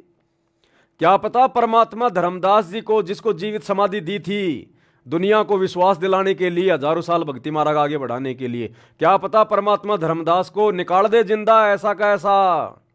ये आजा बेटा बाहर। अरे जब छोटे मोटे ईसा मसीह, काल का अवतार, एक आत्मा जो विष्णु लोक से आया था, और उसके मरने के बाद उसकी महिमा बनाने के लिए जब इसी कबीर भगवान सतगुरु रामपाल जी ने ईसा मसीह के बाद ईसा मसीह का रूप बनाया और 40 दिन तक रहे, अन्यथा आज कोई ईसा मसीह के नाम पे कोई आपको, कोई ईसाई कोई दिखाई नहीं देता आपको। आत्माएं सब काल के जाल में फंस जाती, लेकिन परमात्मा ने यह नहीं देखना कि ये लोग ईसा मसीह के पीछे लग रहे हैं या किसके पीछे लग रहे हैं। परमात्मा ने आत्माओं में धार्मिकता शेष रखनी थी। अगर उस समय ये कबीर भगवान सतगुरु रामपाल जी ईसा मसीह का रूप बना के, जिस दुर्गति से उसकी मौत हुई थी, अगर उसके बाद ईसा मसीह का रूप बना के ये परमात्मा 40 दिन तक लीला नहीं करता, आज ईसाई धर्म में आपको कोई व्यक्ति धार्मिक नजर नहीं आता। सब लोग ये सोचकर भक्ति छोड़ देते कि जब हमारे रबी की, जब हमारे ईसा मसीह की ऐसी दुर्गति से मौत हुई, जो अपने आप को परमेश्वर का पुत्र कहा करता था, जब परमेश्वर के बेटे की ऐसी दुर्गति से मौत हुई है, तो हम क्या करें इनकी भक्ति करके, हमारा क्या हाल होगा। कोई भक्ति भी नहीं करता, ईसाई धर्म में कोई दिखाई भी नहीं देता आज। लेकिन इस कबीर भगवान सतगुरु रामपाल जी ने इस वर्तमान कलयुग की पिछली पीढ़ी तक, इस समय तक आत्माओं में धार्मिकता को बनाए रखने के लिए वो चमत्कार किया, वो लीला की। ईसा मसीह के रूप में खुद आ गए और 40 दिन तक रहे, और उसी दौरान उन्होंने जो मरियम का भाई था, जो मर गया था, मरने के बाद कई दिनों बाद परमात्मा ने सड़ी हुई लाश को आदेश दिया कि भैया बाहर आ जा, और वो लाश बाहर आ गई चल के, वो मरियम का भाई। ये तो गवाह है, ये तो इतिहास है। जब ये परमात्मा दूसरों की महिमा बनाने के लिए ऐसे चमत्कार कर सकता है, 12-13 दिन से मरे हुए उस व्यक्ति को, जिसकी लाश भी सड़ चुकी थी, वो पत्थर हटाने वाले हैं, अपना नाक जो है बेचारे मुंह लगाए, उन्होंने हाथ लगा लिया था अपने नाक के, इतनी भयंकर वो लाश, वो बदबू मार रही थी, और परमात्मा ने आदेश दिया कि आजा भैया बाहर आ जा। वो तुरंत बाहर आ गई, वो लाश तुरंत जीवित हो गया। तो क्या परमात्मा धर्मदास को नहीं कर देगा क्या? इसने तो हजारों साल अपना मार्ग चलाना है, पता नहीं क्या क्या चमत्कार करेगा भगवान। ऐसे कौन नमस्कार करेगा इनको? ये दुनिया चमत्कार को नमस्कार करती है, ज्ञान को नहीं करती। ज्ञान से तो गुरुजी को रिजेक्ट कर दिया इन्होंने, मान ही नहीं रहे। भगवान भी थक के 2014 में जेल में जाके बैठ गया कि बाढ़ में जाओ अब तुम, ज्ञान से कोई समझ ही नहीं रहा। अब ये परमात्मा बंदर दिखाएगा 2028 तक, और 2028 के बाद फिर ये परमात्मा चमत्कार भी दिखाएगा। ये परमात्मा सहशरीर सतलोक भी जाएगा। ये परमात्मा अपने भगत के साथ में भगत प्रहलाद के लोक में भी जाएगा, क्योंकि जब बाला और मर्दाना जो नानक जी के साथ भगत प्रहलाद के लोक में गए थे, और जब उन्होंने पूछा था तो प्रहलाद जी ने क्या कहा कि भैया या तो यहां पर पहले वो कबीर आया है, या फिर आज ये नानक जी आए, और उसके बाद एक और आएगा मेरे लोक में, जो नानक जी के जाने के कई साल बाद आएगा, जाट वर्ण में होगा। वो सतगुरु रामपाल जी के लिए कहा गया है। तो ये सतगुरु रामपाल जी उस प्रहलाद की भविष्यवाणी को सत्य साबित करेंगे, और अपने किसी भगत को लेकर परमात्मा प्रहलाद के लोक में भी जाएंगे। ये परमात्मा है, परमेश्वर है। तो ना जाने क्या क्या चमत्कार करेगा ये भगवान आने वाले समय में। ऐसे थोड़ी कोई उनको परमात्मा मान लेगी इनको। तो ये तो खैर आगे की बातें, मालिक की मौज, मालिक की मर्जी। लेकिन हम तो एक आइडिया लगा रहे हैं, परमात्मा कुछ न कुछ तो वो करेगा जो आज से पहले नहीं हुआ। अद्भुत करेगा परमात्मा, अद्भुत। पहले तो केवल खुद ही सहशरीर जाया करते थे सतलोक, अब की बार परमात्मा भक्तों को भी सहशरीर लेके जाएगा, दुनिया देखेगी, तब जाकर हजारों साल लोग इनकी भक्ति करेंगे। तो परमात्मा जगन्नाथ के मंदिर में गए सीधे, वहीं पे परमात्मा ने सत्संग करने शुरू कर दिए, और काफी कुछ बातें हैं जो बहन जी ने लिख के भी भेजा है, शायद मैं देख नहीं पाया।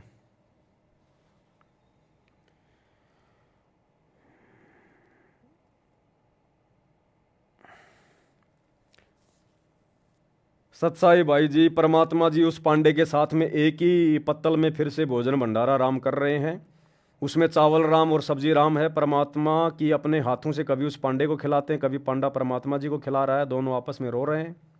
एक पतल में दोनों जी में पांडा गुलाम रामपाल, ये शब्द है ना। ये अर्धरात्रि बीत गई थी, सौपन में दिखे घनश्याम, जगन्नाथ एक मंदिर बनवा दे, इंद्रदमन एक मंदिर बनवा दे, जगन्नाथ हो जिसका नाम।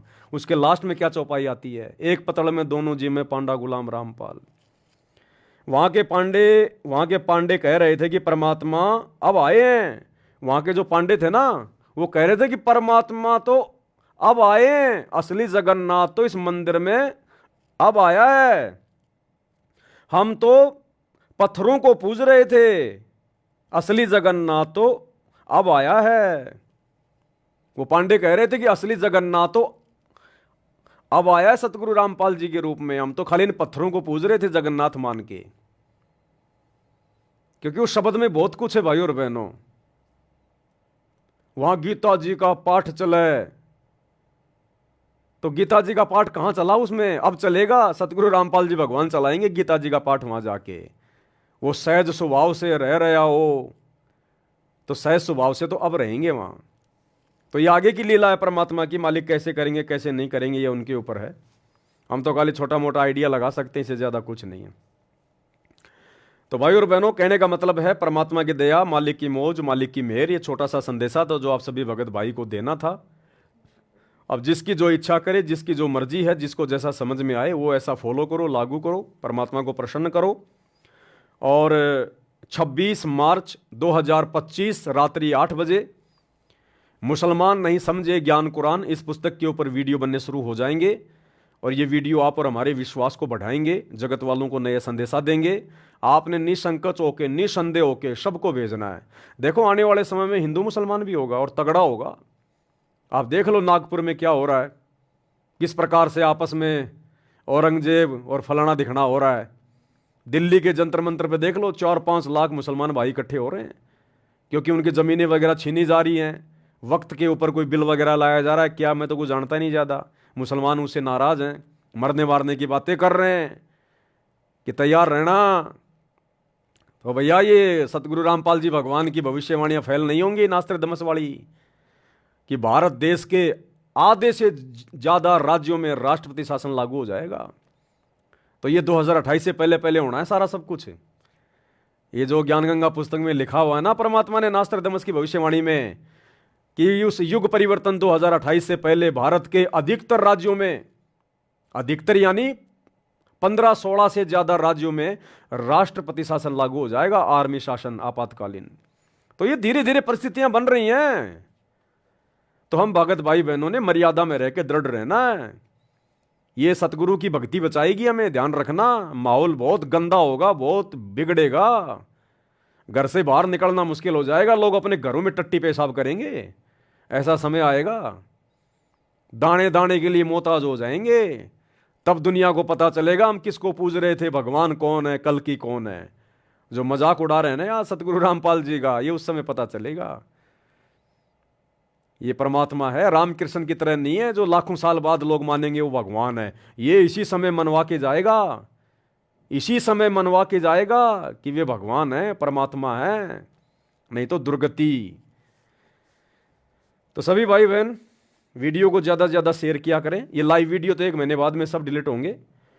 लाइव वीडियो के अलावा हम जो वीडियो डालते हैं, शॉर्ट वीडियो या वैसे पूरा वीडियो, आप उन वीडियो को ज़्यादा से ज़्यादा शेयर किया करो। भले आप उनको देखो ना देखो, क्योंकि आप तो लाइव में देख चुके होते हो। तो एक बार उनको लिंक को आप जी मतलब ओपन करके, ताकि आपका व्यू उसमें काउंट हो जाए, और उसके बाद उसको शेयर ज़्यादा से ज़्यादा कर दिया करो। तो आज के वीडियो में केवल इतना ही, क्योंकि दास थोड़ा जल्दबाजी में था और अभी मेरी संध्या आरती भी नहीं हो पाई है। अभी दास संध्या आरती भी करेगा। तो आज के वीडियो में केवल इतना ही। कल दोपहर 2 बजे फिर से हम लाइव आएंगे। दोपहर को 2 बजे विशेष संदेश नंबर 13 का पार्ट नंबर 2 चलेगा। सभी भाई बहन लाइव जुड़िएगा।